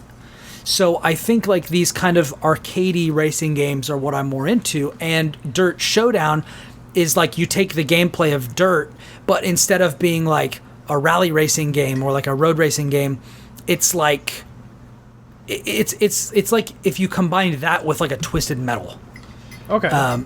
It's like a car combat. Not really, but like imagine you're doing a figure eight in a place where there's like a bunch of oil fires that have been started in the arena. Okay. Yeah. And stuff. Yeah. So, and like you could run into stuff and, get blown up or get totally like plowed into and stuff as people are crossing your path.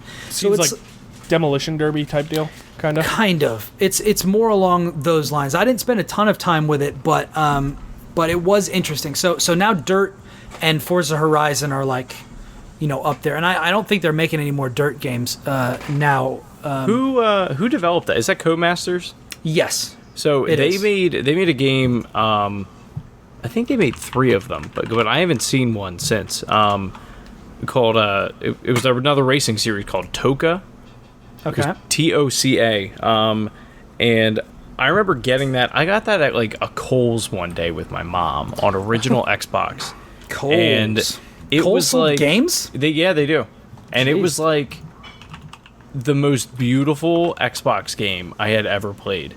And like I'd never heard of anyone else that had ever heard of it or played it.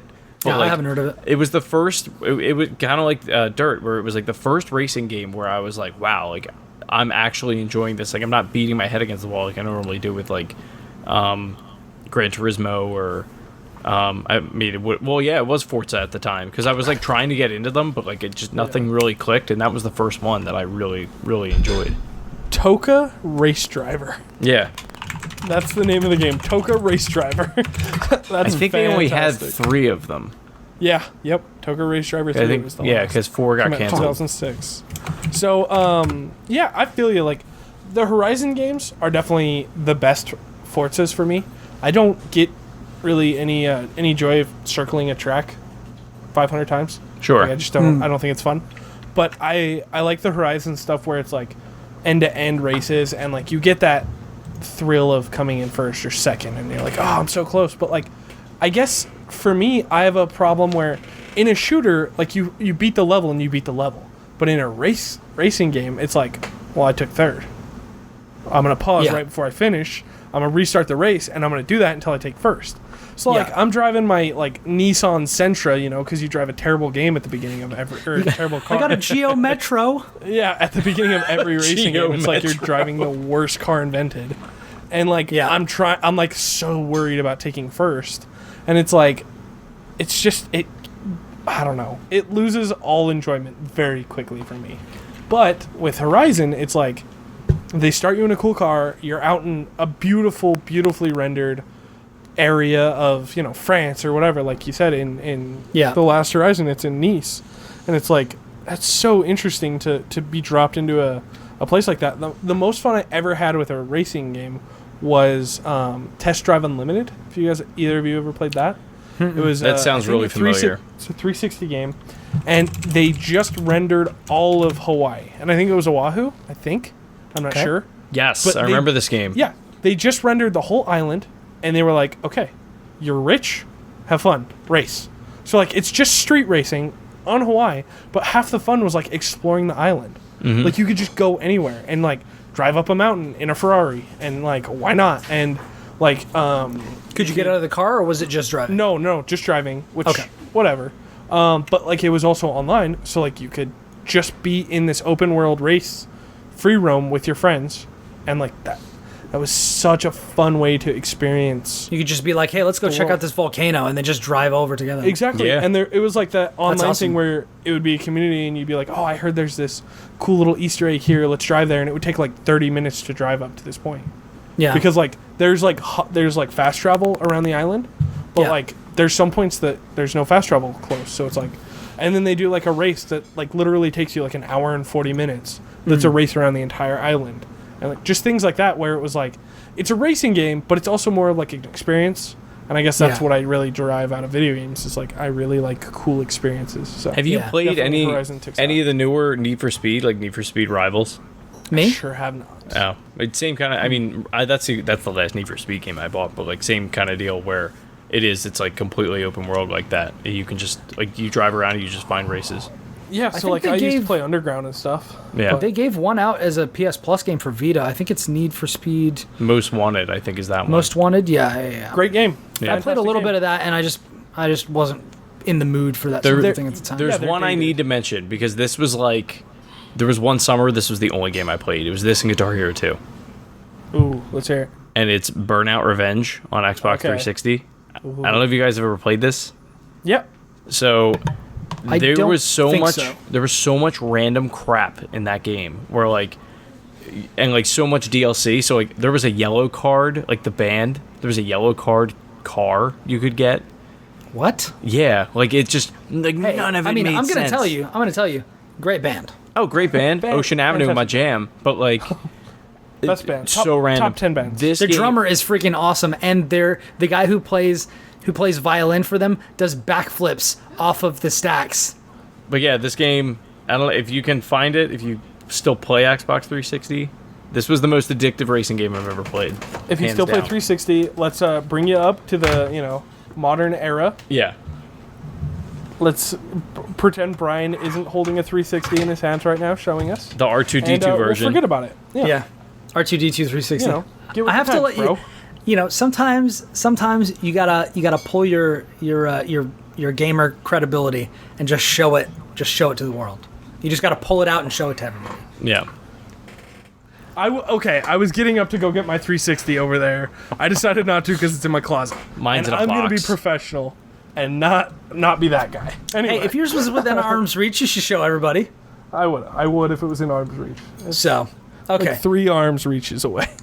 So we've talked a lot about a lot of different genres of games. I didn't talk about the one thing that I was thinking I was going to spend the most time talking about, which is Resident Evil 7 Beginning Hour. Did you enjoy it? Yes. Were you scared? No. How would you rate it among the other... If this were like... I'm not saying this for the whole experience, but like, how would you rate it against the other Resident Evil games? Like, if you had to put them in like order of top 5. If I had to rate it against the other Resident Evil games that I have played, I would say it was this, and then the first 70% of Resident Evil 4. Fair enough. Which is literally the only other Resident Evil game I've ever played. So somewhere Matt Mobley is screaming because I never finished it. Resident Evil 4 is not as good as another game. Is that Matt's favorite game? he's played it like 25 times. That's like, all the way fantastic for through. him. But let me tell you, it's not that great if I didn't even finish it. Sure isn't. Sure isn't not. Wow. Those games are not good.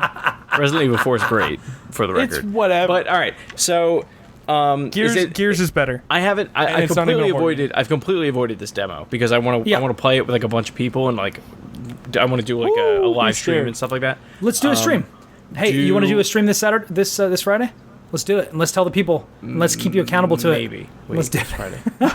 Brian's like, no, this is happening, and now everyone knows. I don't know. I gotta look at my schedule, but You don't have a schedule. so I totally do. Let me So talk I to my haven't played it. assistant. Is it first person? Yes. Okay. Are you just gonna? Okay. This is a 5 to 10 minute AMA Yeah. on Resident Evil 7 Until I run out of beginning hour. questions, and then Brian's just gonna go, and then we're not gonna. No, that's fine. stop him. That's fine. And now he has no questions. Yeah, I mean that was really it. I mean, so you enjoyed it? Like, do you think it'll be all right? Well, no, actually, this was the other one. Do you think it'll be better on PlayStation VR. or Yep. just standard? I haven't been able to get my hands on any virtual reality kits yet, so I'm not sold on VR. If you had to live through that experience of that demo, What I was going to say is TV?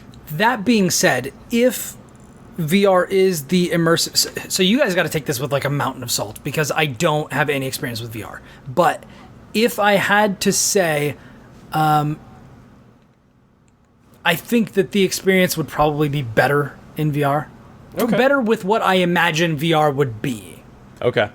So And most people under imagine VR, in my opinion. Yes. From people I've seen, people even that are into video games, into tech, they undersell VR when they haven't tried it. They try it and they go, "Oh my god, that was everything I thought it would be plus." And like I have only tried Oculus once at a convention, and that was not the best scenario for it. Oh, yeah, I was gonna But say I've a lot tried of the booth stuff. isn't very Gear. good. Yeah, I've tried Gear quite a few times. I've played around with Vive for like 30 seconds. So I'm not an expert. I do not know. But when I play around with like demos and stuff on Gear, which is definitely VR, like, I mean, you're getting better resolutions on Gear than you are on some other consoles. Not console, excuse me. On some of the computer-based VR, you're getting better resolution because the phone is such a good resolution. So that's fine. And there was definitely screen dooring and stuff, but it's very immersive. I'll just say that. And the things that I'm worried about with Resident Evil is like in VR, it's kind of strenuous to turn all the way around because like you're sitting down. Yeah. And Yeah, with like, is VR, there- specifically PlayStation VR. I don't mean like Oculus or I don't mean Rift because You most can are room spin and- scale and you're standing. Right. Yeah. So that's perfect. And I don't want to upset anyone that listens, but with specifically a seated PlayStation VR like they've said it will be, I'm concerned with like how much you have to turn around when I'm sitting on my couch. Am I going to be like kneeling on my couch turning around the whole time, or well, like how are we really going to get around that? And like are they going to use the right stick for head movement like we all know and have been grown up on for games, right? Like the right stick is how you move. From your what head. I've played, they do. Like that is still a thing. It's just a matter of like the camera. And I didn't want to turn this into a VR thing.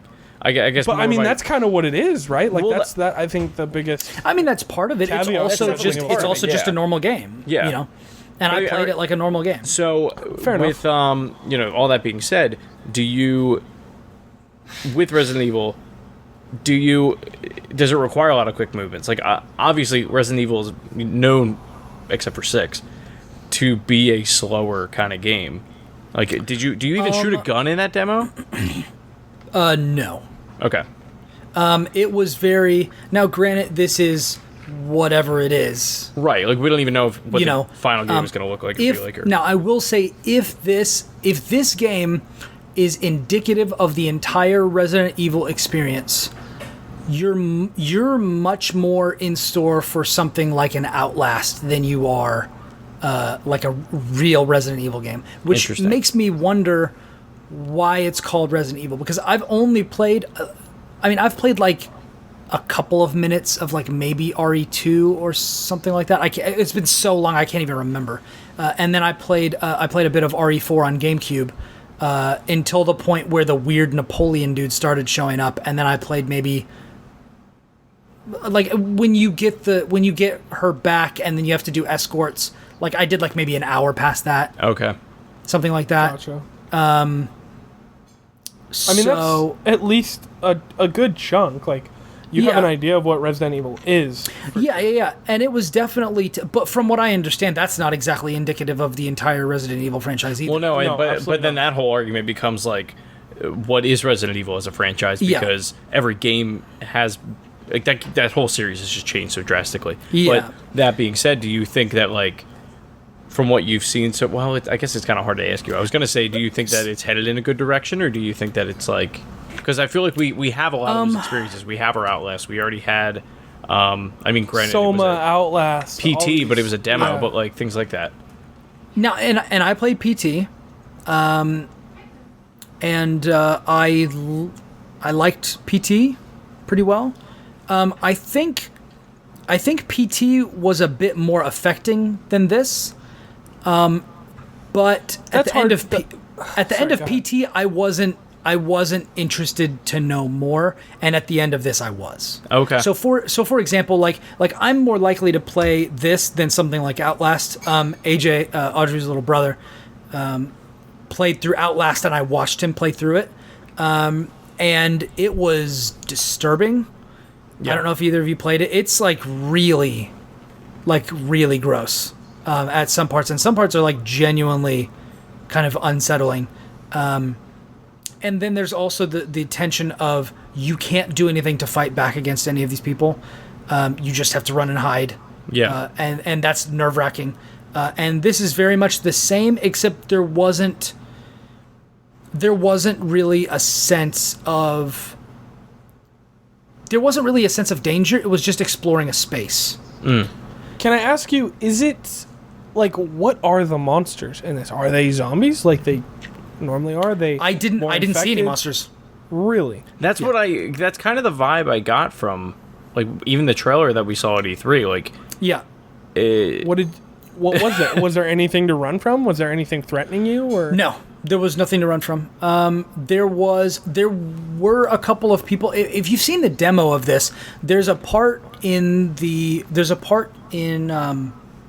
beginning hour where you come out of a room and you turn, and then you see somebody in like a full kind of, if not riot gear, like they're definitely armored, walking past a doorway. And they don't see you, but then there's the idea of like maybe they're in the house someplace. And at that point, I was like, okay, well, my goal is to escape from this house. I'm just going to make a beeline for the door now that I know how to get out. And then I was able to get out, and then something happened. But there was a feeling of tension, but like I never had anybody chasing me that I saw. There were some jump scare moments, but they weren't like dangerous. It was just like something fell and like hit the ground right next to me or something like that. You know what I mean? So it wasn't like a Dead Space or, or a normal Resident Evil. Yeah, where you're fighting off like actual enemies. That's why I was intrigued by this, is because like we've gotten to the point with zombie games where it's like they're not threatening anymore. They're just like an obstacle. Yeah. And I think it would be so cool to play a game where, like, oh my god, there's zombies. Like, it's not like, haha, I have a machine gun, let's go. Yeah. It's like, I have 7 rounds. You're almost like powerless. Exactly, which is how I felt those games should be. You know what I mean? Like, they're horror games, but zombie games. So it's like, that would be very, very intriguing to me to see a Soma or a Outlast type game, but where you have a gun, where you can kill zombies, but it's like, threatening and it's moving forward. I would hope it kind of comes back to that, because I mean, you think about even the inventory management of Resident Evil 4. It was a very high pressure situation. We haven't really seen a Resident Evil game like that since then. At least that even kind of gets those emotions out of you. And even that is more actiony. But like, you go back to Zero or the original Resident Evil. I mean, those ones especially are Code like, Veronica and stuff. Even. Yeah. That'd be awesome. So. I Yeah. hope it's like that, but we'll see. Yeah, That's definitely the vibe I got, but at the same time, like, I got more of like is this like now a ghost story? Like, is this about, demons? Or like, are we still going to be in the Resident Evil universe? Because it definitely didn't seem like it. Yeah. But like you said, with somebody being armored or in riot gear, that fits totally in. Like a riot gear zombie is like, I feel like a very Resident Evil thing to do. They didn't look like a zombie. It looked like somebody who was going through the house looking for something. And like Maybe they're just a person fighting zombies. maybe, but I definitely didn't get an answer, to that question. But I saw some stuff in the story that I was interested to know more about. So like, Okay, full spoilers ahead. Like, do you want to give do us- that? yeah. No, I if don't want to that's do okay with- that. I haven't played this No? yet. Oh, you haven't played it? No. Okay. What are you Okay. doing? Oh, So I you tell- want to do the... Yeah, So I I want to tell you- stream it. So I tell you what. Sorry. I tell you what. Play it. We'll talk full spoilers next episode. Sounds good to me. Sound good to Okay, you, I Chris? got we'll it. discuss That's it. fine.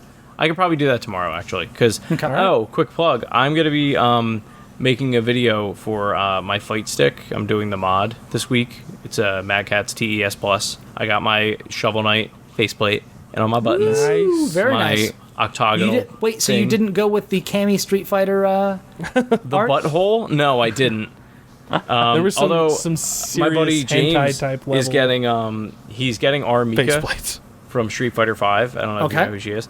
Yeah. But she she has very voluptuous. So that'll She's be got a huge thing. tracts of land. Yes. Yes. She's hills and valleys. He also This is streams disgusting. Reference to Monty Python and the Holy Grail. There yeah. you go. Yeah. He also streams Street Fighter 5. He's Beast Mode James. If anybody Oh, ever cool. wants to track him down. But Yeah. There you go. Where are you going to post your video, Chris? Tell us. I don't know yet because I don't know. Like we don't have a YouTube channel yet, and We are I don't know if working I'm gonna on put it. it on his YouTube channel. So I'm kind of like Don't be lame. torn Put it on between two ours. worlds. So yeah. We gotta resolve that. We gotta get a YouTube channel so we can start posting stuff. Well, I mean, we have Yeah. one. It's just we have nothing on it. That's a problem. There we go. The first video. There we go. Yeah, We'll do that's that. fine. We'll Sure. talk. All right. So, do we want to talk news? We have been going quite long. Yeah, we're a bit long. All right, let's do. Long in the tooth. Should we I just should we do bullet rapid point fire news? rapid fire the news? PS4 Slim, that got leaked. Some English dude said that there's a PS4 Slim, showed off a bunch of pictures to Game Over Greggy, and tried to put it on an auction site. Or I think he did put it on an auction site. And so that's out in the wild. Sony's Doesn't like, look that slim. nah, it looks pretty slim. Doesn't look that slim. We were Did you see talking the about it compare and before. contrast where it was Yeah. where the slim is sat on top of the regular one? Looks almost Yeah, exactly but you the know what? same. The PS4 is not gigantic either. No, I it's think not. that's why, No, yeah. Here's the Yeah. thing. That's kind of the point. I'm just like, Like, I can see Sony making this move because it's cheaper to make things that are smaller. Right. But, like, there's no that and- advantage. There's no, like, space advantage like there is with the No, there Xbox isn't. One No, S no, no. over the Xbox One. But I don't think that's his product because they know that Neo's coming out. Because, well, I mean, This is obviously my they know that question. Neo's coming out, but apparently it's missing things like there's no optical port on it. Yeah. Which would be a deal breaker for me. Well, yeah. Why? I mean, HDMI Because of is these. a better. HDMI is a better. Oh. Yeah, What does that's that why have to do with my anything? headset requires an My optical Astro port. A50s require it.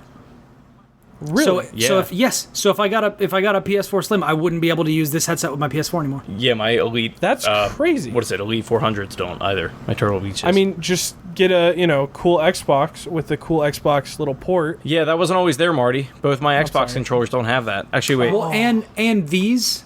This one does. The other one doesn't. Yeah, but who wants to plug in direct to the freaking controller? I do. It's amazing. I love It's it. just And then I don't easy. have a giant cord.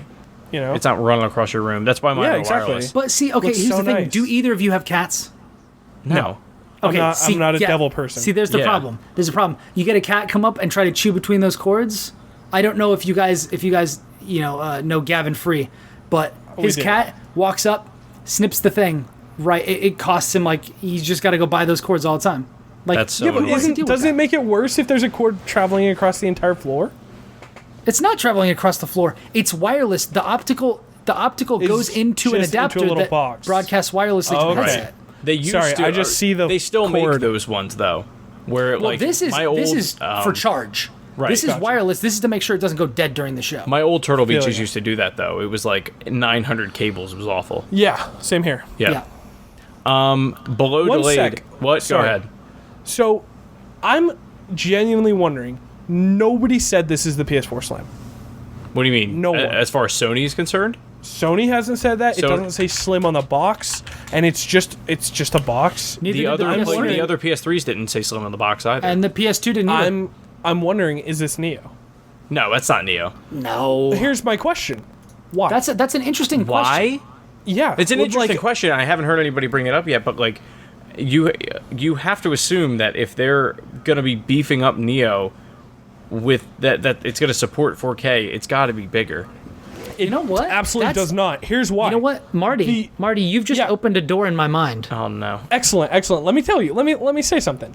The new laptop cards from GTX, right, from NVIDIA, Yeah, I've are heard about this. desktop cards That's true. fitting in smaller computers than they've ever fit, right? Like if PlayStation was partnering with even AMD that have the tiny little cards that they're the 480s or whatever that are comparable to like the 1060s, right? And they're like $200 cards. You buy them in bulk, you know, a couple million like Sony would, and you get them for $100, and you throw them into a smaller form factor. Like, why would they need a Slim if Neo is already smaller? Because in the last 3 years, technology has done nothing but get smaller. Marty, I understand Like, where you're, no, quickly. I know, I understand where you're going with that, but with as bad as Sony has been playing this whole game of like, how is a game going to run on Neo versus how it's going to run on PS4 and not confusing the market, if they release Neo and only call it PS4 and they just pretend the other one didn't exist, that is not going to go over well. I think Like, that they would ne- almost go over better because it's like this is just To the idiot PS4. consumer, but like to people like us three who know everything, you know, we're gonna. I already I'm have a savant, PS4. thank you. But do you know what I mean? Yeah, And yeah, why you- would they? If they're gonna, if the Neo, if that is the Neo, why would they get rid of an optical port? And also, the guy that has it, he would probably show, oh my god, this is Neo. This is how much different it looks. You'd be seeing videos of how these He games are showed running. video and Sony took it down. He showed a video of him unboxing it, but Yeah, he would but be like I'm just. Would he know though too? Like what? Like if they're just like I don't know I if think you would. Foxconn. Well, you would know gets, like, if he plugged this it into a is- 4K TV and it said, "Oh, you have the option to display." I mean, does he have a 4K TV? I think there's just holes where it's like you don't know if he has a you're 4K right, TV. You you're don't know right. how would you even tell if they're literally branding it as PS4, which like a lot of rumors are saying that it might just be branded as the PlayStation 4. Which would make sense to me. Like I understand where your trepidations come from because like then it seems like I have the terrible PS4, right.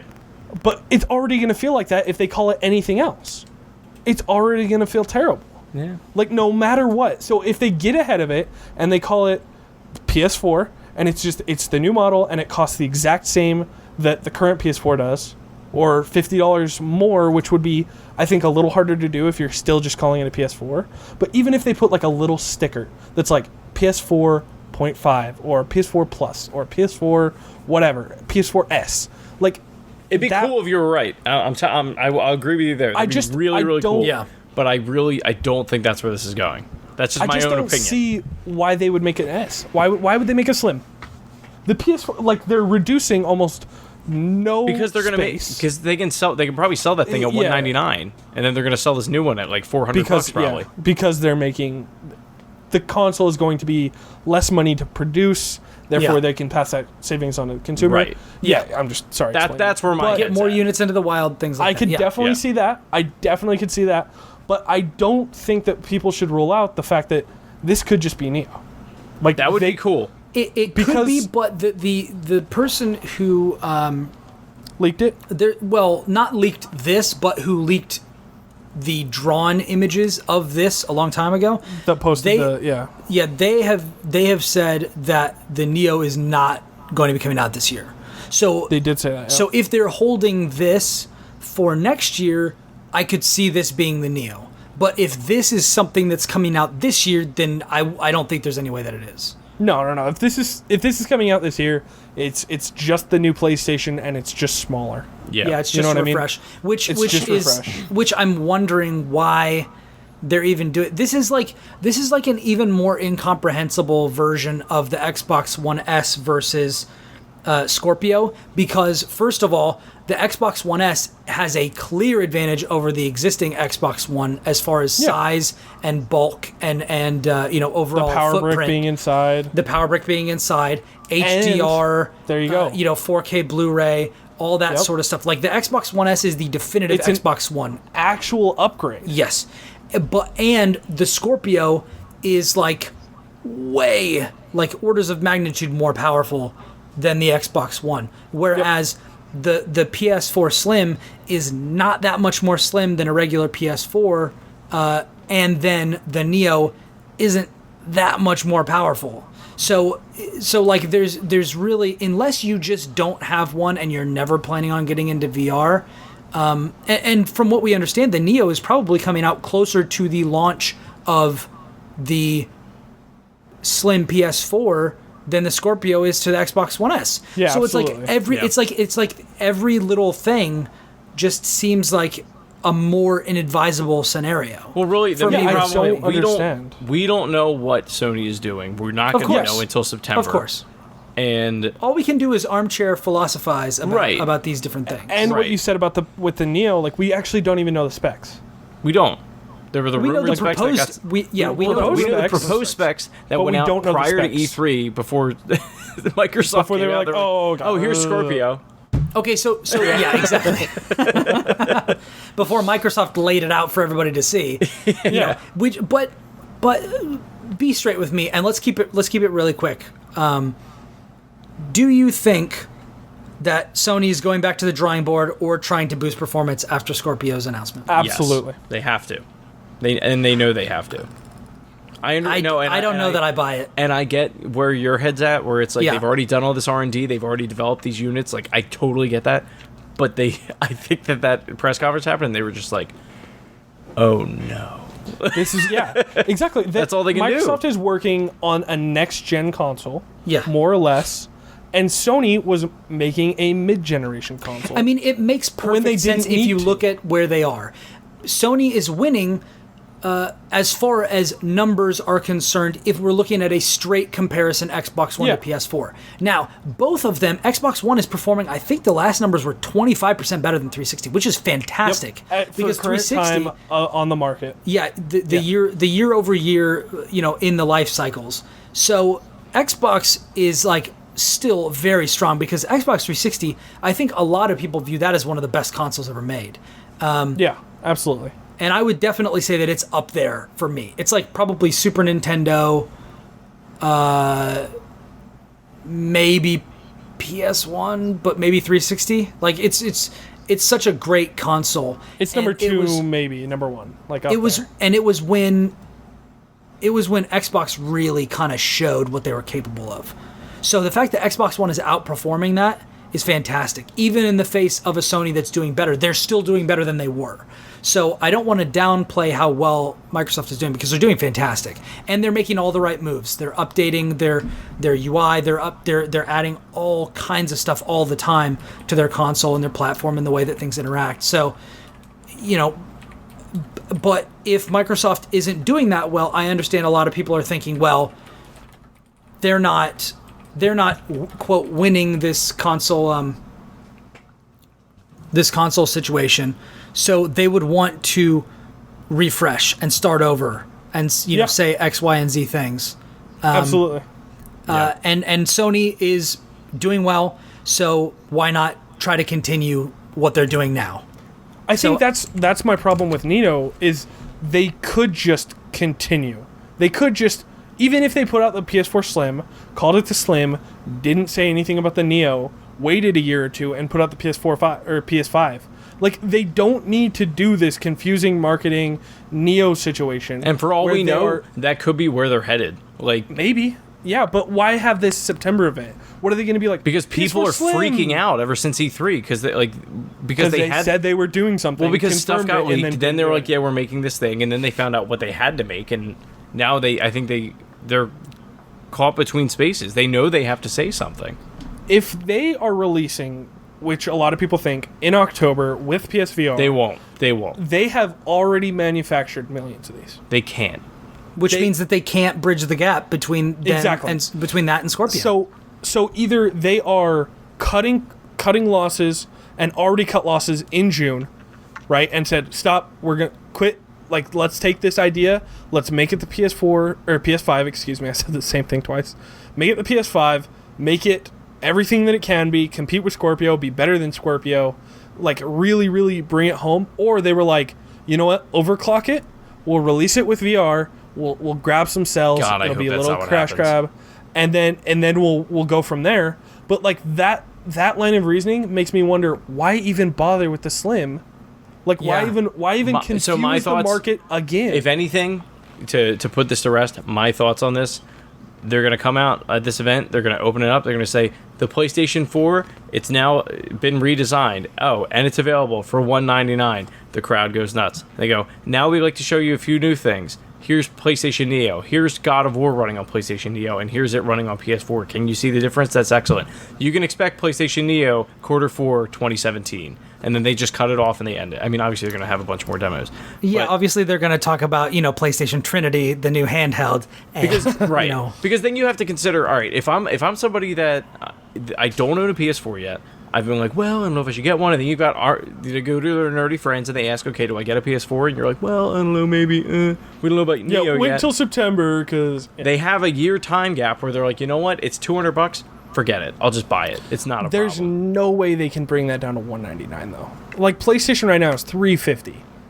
It's $350 like, and we haven't that had a is- price drop in Yeah. how long? But we don't need to. We don't need to. Like, people are But still what if they buying PlayStations. did? But If they what did, if it they would did? push How much it would units. help. If they did, it would push but units. It's true. Are the $150 gap, are they going to make up in sales? Because I don't think so. Like, who knows? And we're not market analysts or anything. But Yeah. I think that's what's gonna happen. Maybe not $199, but I think that's what is I think cooking. they come out. I'll leave it I at think that. I think they come out and they say, PS4 Neo is here. Here it is. They show it. It might be the Slim model, or they might be like, we have a new redesigned PlayStation, and here it is, and show the Slim. We have a PS4 Neo, and here it is, and we have VR, and here's all the games you can expect on the release date. They give release dates for all, and Slim is available now. I think that's the only way it goes, and I think PS4 Neo has to come out this year, or there's no marketing with it. Like, there's no, like, it's just another problem because people are not buying PlayStations waiting for the Neo. You know what I mean? Like, they're actively But that's what I'm losing saying. They're not sales. targeting those people. Why? Why would they? If you're listen, my buddy Bobby, who I love to death, he's Yeah, been Bobby. maybe I should get a PlayStation. I don't know. I kind of like video games, but like they're kind of cool. Maybe I should get one. He's not going to drop $500 if he hasn't already dropped $400 on a PS4. He's not going to do it now.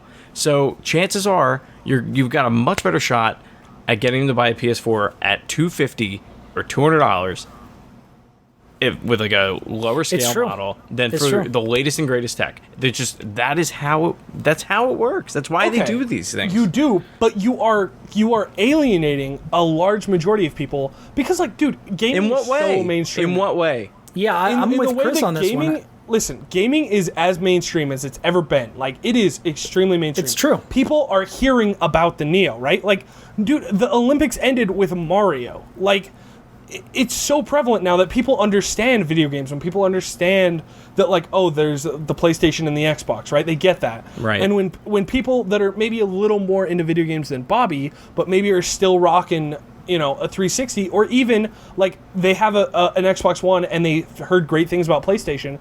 Oh, but they've heard Neo. Like there are. I've actually seen people talk about this on forums, and who knows if they're just saying. No, this and I'm to not. drum up- Yeah, and drum I'm up not saying problems. that those people don't exist. I think it's a big majority too, like of people that, like, if I didn't have a PlayStation right now, But I think which part of it is I've 'cause we played don't know 5 anything games, Like, we don't know what they're going to say yet, and I Okay, think that you're the right. uncertainty is what is keeping people on edge of like, I do I get it completely now or do agree. I get it later?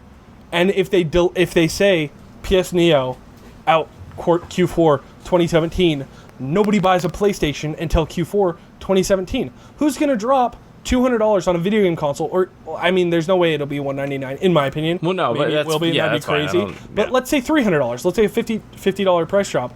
Who's gonna buy a PlayStation Slim for $300 for less than a year, right? You know what I mean? Like, Yeah. The same people that are buying the Xbox One S is so fast that they sold out the 2 terabyte ones when we already know that Scorpio is coming next year. Yeah. Yeah, but they sold out the white one. Like, we don't even know how many units that is. You know what I mean? And like you said, there's an actual difference between the Xbox One S and the Xbox One. I mean, that's Again, true. There is That is true. There is a We noticeable don't difference. know if there's a difference between the Slim and the regular one. Okay, So they're going to release a PlayStation 4. We do know that there's a Slim, difference. We just don't know that it's A size as difference. significant. And we don't know if there's it's no as optical. significant as the one between. I can pretty much we can guarantee beat a dead it's horse not going to be like, for the, Yeah. you know, for until the end of time, or at least until September 8th when they finally talk about all this freaking Yeah, stuff when absolutely. it is going to come It's out. fun Yeah. to argue. Oh my god. It's Yeah. fun. It's so So, interesting yeah, because we'll they see. definitely were put in an interesting situation because they can either do one of two things. They can either launch soon with VR and bolster their VR with a new console, the Neo, that will perform better with it. And That's going to get VR. And if they do that, it will be good for their VR platform, but bad for any potential comparisons to the Scorpio, All right, which I is can't be going silent to on blow this it out of the water. I can't be silent on this one. Or they wait, they try to boost their performance, they don't launch with the VR platform with the Neo. They leave the VR platforms to operate on the current existing PS4s, which we have been told work just fine, with the VR. But then if that's the case and Neo doesn't take full advantage of it and make the VR platform stronger, why is it happening? All right. So Chris, what do you think? One more thing and then I'm done. If You're done when we say we're done, Chris. If you can sit there and tell me that you think that Neo is going to come out day and date or around the same month with PSVR because they complement one another, you're out of your freaking mind. We already know that PSVR is $399 or $499, depending on what model you have. We're able to pre-order. All right. We already know that pre-orders are sold out. Correct? Yeah. You can't get them. So chances of getting one is if you walk into a Best Buy and they happen to put them on the shelves, what have you. Like a Wii in the first year. Exactly. They're going to release the Neo. You have to assume they're going to drop the price of the PS4. It has to come down. Otherwise, why would I? It has to come down because if it doesn't, that means you're spending $600 on the system. And we all know how that went last time. So they have to drop the price of the PS4. Of the Neo or the PS4? The PS4. I think he's saying, so you have he's to saying assume Neo. that the PS4 is going to be, I'll say $250, right? Okay, the Slim. The Slim, like the PS4s that they're going to be shipping out refresh. now. Right. Gotcha. The Neo So what is you're- probably so what you're saying is the Neo maybe can't sell they're more doing- than $500. It can't. It'll tank if it does. Yeah, absolutely. Yeah. So you're saying I the think price it'll drop take it is to help out with VR? No, Maybe I'm saying the instead? price drop is to help out the sales of Neo. But like in the world where all these products come out in the month of October, you are then assuming that the person that is buying PlayStation Neo is buying a PlayStation Neo and PSVR at the same time, and they're spending $1,000 in a game console. Let's say it's $400, and you have the $399. It's still way spending- cheaper than you're any of the other spending VR $800 platforms. You're then. at a Vive, but you're at a Vive. Then You know what I mean? then get and you a get PC. the console. Well, okay, but the difference is you don't have to own a $1,000 to $2,000 computer on top of your $800 Vive, right? With But- PSVR and PS Neo, you get $800 for the entire package. But the right? general- and alright. that's only for the hardcore people that even care, because like you just said, it's already going to work on the 40 million PlayStation 4s that are already out. That's what I'm saying. Then what is the incentive of getting a Neo day and Because date you sell- with VR? Every person that's buying VR that has $400 to blow, probably. I'm generalizing, but those are the people that they need to sell Neo to. And those that's what I'm are saying. the Why same would you? people. Why would you release it the same day? I can't afford getting a VR and a Neo in the same month. Like Best Buy credit card, bro. But not everybody's yeah, no, but you know no, what I'm I just mean? kidding. Like, it just doesn't I'm make kidding. sense. Like, they know their Yeah, target no. audience. They know the people in the first year of VR are going to be the ones. They're the same people that are That is- buying a Neo Neo. the first month. So That is why an interesting have a point. Why have an underpowered VR system? Because Well, right now here's it works. Does Yeah, it? we're told It that does, we're I've told played that they it. run on the current PS4 It runs on the hardware. current PS4. I've played Okay. it. I've seen it. And how was it? Honestly, It was great. There was no Yeah. lag. I would say it probably ran at 30 frames per second. Probably Okay. 940p. But it Really? it worked. Wait, You know? doesn't it have to be at That's least not 90? What you want to. You don't want Shuhei to walk on stage and be like, guys, it works. But it's not Like- bad. You know what I mean? Like, it was great. I enjoyed it. I can't wait for it to come out. That's what I'm saying. I feel you. I really do. But like, I just think they're The whole shooting marketing themselves in behind the foot PSVR is the fact that you with can Neo. use your existing system. Well, I understand. I just think that they're kind of shooting themselves in the foot with the fact they even Yeah. have Neo, Yeah. even talked about, and I understand that it was a leak, but they didn't need to confirm it. They have this giant press That I event agree with. that is Andrew going House to really talk messed about that Neo. up. He did not need Yeah. to say that. No, they're like developers confirmed it, but like you could have just not said a word, and like you could like Andrew House could have came out and been like, "Look, Neo is in development. Do not expect it this year. PSVR is going to be designed for the PlayStation you own," and he didn't.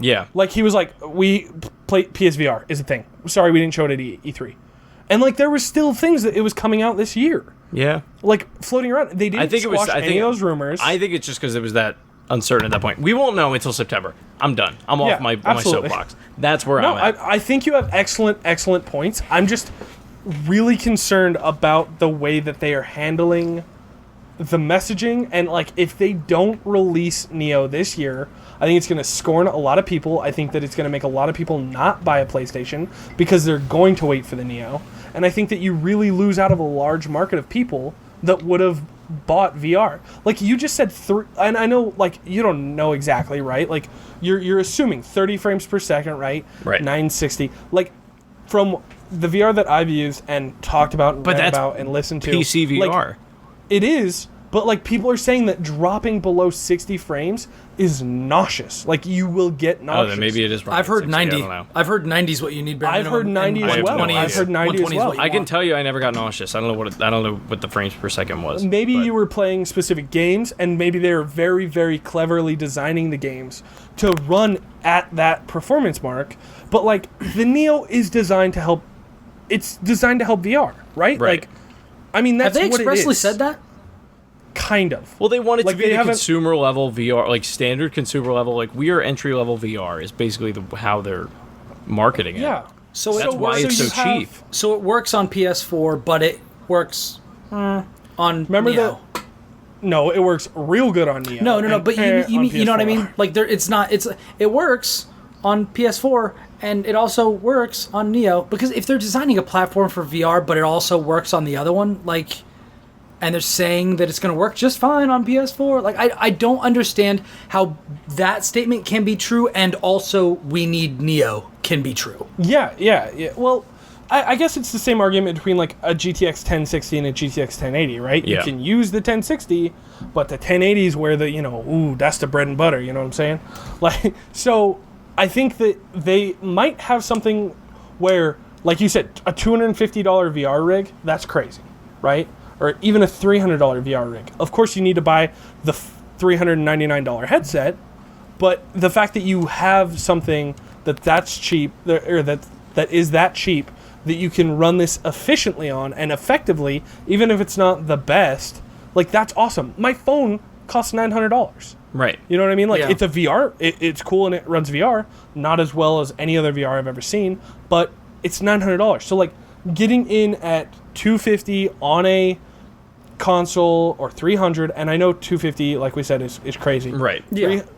$199. And we have no is idea what it's crazy. gonna be. $250. You know, whatever it's gonna be. Whatever. It's going to be cheaper than it is now. That's just 'Cause it has to be. for sure. It has. They're going to price cut. So I think the biggest thing that they have to look out for is just the marketing snafu that Xbox went through with the One, where they were like, "Oh, we have this really, really cool system that's going to do these amazing things," but they didn't tell people. and then people were like, "Oh, this is crap. This is BS," and they changed it, and they really suffered for that. I think that if PlayStation goes back to old PlayStation, to PS3 PlayStation and Sony, where they're fumbling through like their success, it's like, I just don't want to see that Sony again. I don't either. And I think that Neo is gonna do that. I hope it doesn't. I just want to get it out of the way, I guess. I want to know. I just want to know. That's Yeah. it. That's the point I'm at. I'm tired of having these conversations because we just talk in circles. And All right, it's not Sony. just you guys. It's everyone I talk to. Yeah, Sony, it's fun though. Sony, tell us what's going on. Tell us what's going on. Chris is gonna have an aneurysm. I'm gonna take it. Sorry. We're gonna go run a few laps around Hatboro now. Jesus. Yeah. Yeah. Hey, now we know where you live. It's over. Yeah. It's on my Yes, Twitter. there's only one. There's only one house there, so you'll know exactly where he lives. It's Yeah. right in the middle. Yep, right in center. the middle. Actually, that's probably accurate. Just type in Hapro. It'll take you right to Chris's house. Done. All right. All right, guys, Good man. chat. That's what all a I got. heated, I gotta eat. What a heated episode. Need to refuel after I need that. to eat and run. You guys got to go get some G Fuel. Oh my god. All right, Sorry, well, Marty. this has... Don't be sorry. Don't apologize. Yeah, I That's love what it. we're all about. I love it. We're all about getting heated. Yeah. So this is people the don't longest- Argue. It's This is the boring. longest longest- podcast we've ever done. Longest podcast we've ever recorded. Okay, so this has been the extra long episode 8 of the Not 7. Platformers. Not episode 7. We have an Instagram up. It's at the Platformers. You can check it out. There's little bios of each of us. We're going to be putting out pictures of different things that we're playing during the week, how we make the show, different things like that. So hit us Make up sure there. Yeah, hit us up, please. Let us know what you guys want us to talk about. What's interesting. Also, you can find the show on soundcloud.com/the-platformers. We're also on Twitch, The Platformers Podcast. If you want to send us an email, if you're a game developer, you want us to test your games, you want us to play them, share our thoughts, go ahead and reach out to us. We are The Platformers Podcast at gmail.com. You can find me on Twitter at Ribnax, Ribnax. I'm at Shrives93, SHRIVES 93. If you have any questions regarding my opinion on anything we talked about today, and you want to see me get mad on the internet, I'm all ears. Yeah. And you can find me at Platformers. Wait, something. Find me at Platformers Podcast Martin. His Twitter. No. What? No. Shh. Oh, I'm you gonna got hang another out. new one? Are you kidding me? No, I haven't. But I'm gonna hang out over at our Twitter, which is Chris. Tell them. It's at Platformers Pod. Thank you. There I you forgot go. what it was. At Platformers Pod. We're definitely we want to start a conversation there. You can talk to us there. Yeah. I like it. I like it. Yeah. I like it a lot. So, we hope you enjoyed this extra heated, extra spicy episode of the I also hope that you Platformers. enjoy awkward silences. Oh yeah, we didn't have many of those because we were too busy yelling at each other. Pissed off. God, Marty. Anyways, so keep an eye on our Twitch channel, which is the Platformers Podcast. We're probably going to be streaming some stuff over the next couple of days and weeks. And hopefully, for the foreseeable future, we're going to get some stuff set and, we can do some play dates, play through some games, show off some of the stuff that we've got going on. So keep your eyes peeled. We'll definitely tweet that out to let you know. So if you're following at Platformers Pod, you should be well abreast of all the things that are happening with us. So have a fantastic week, and we'll see you next time because we are out.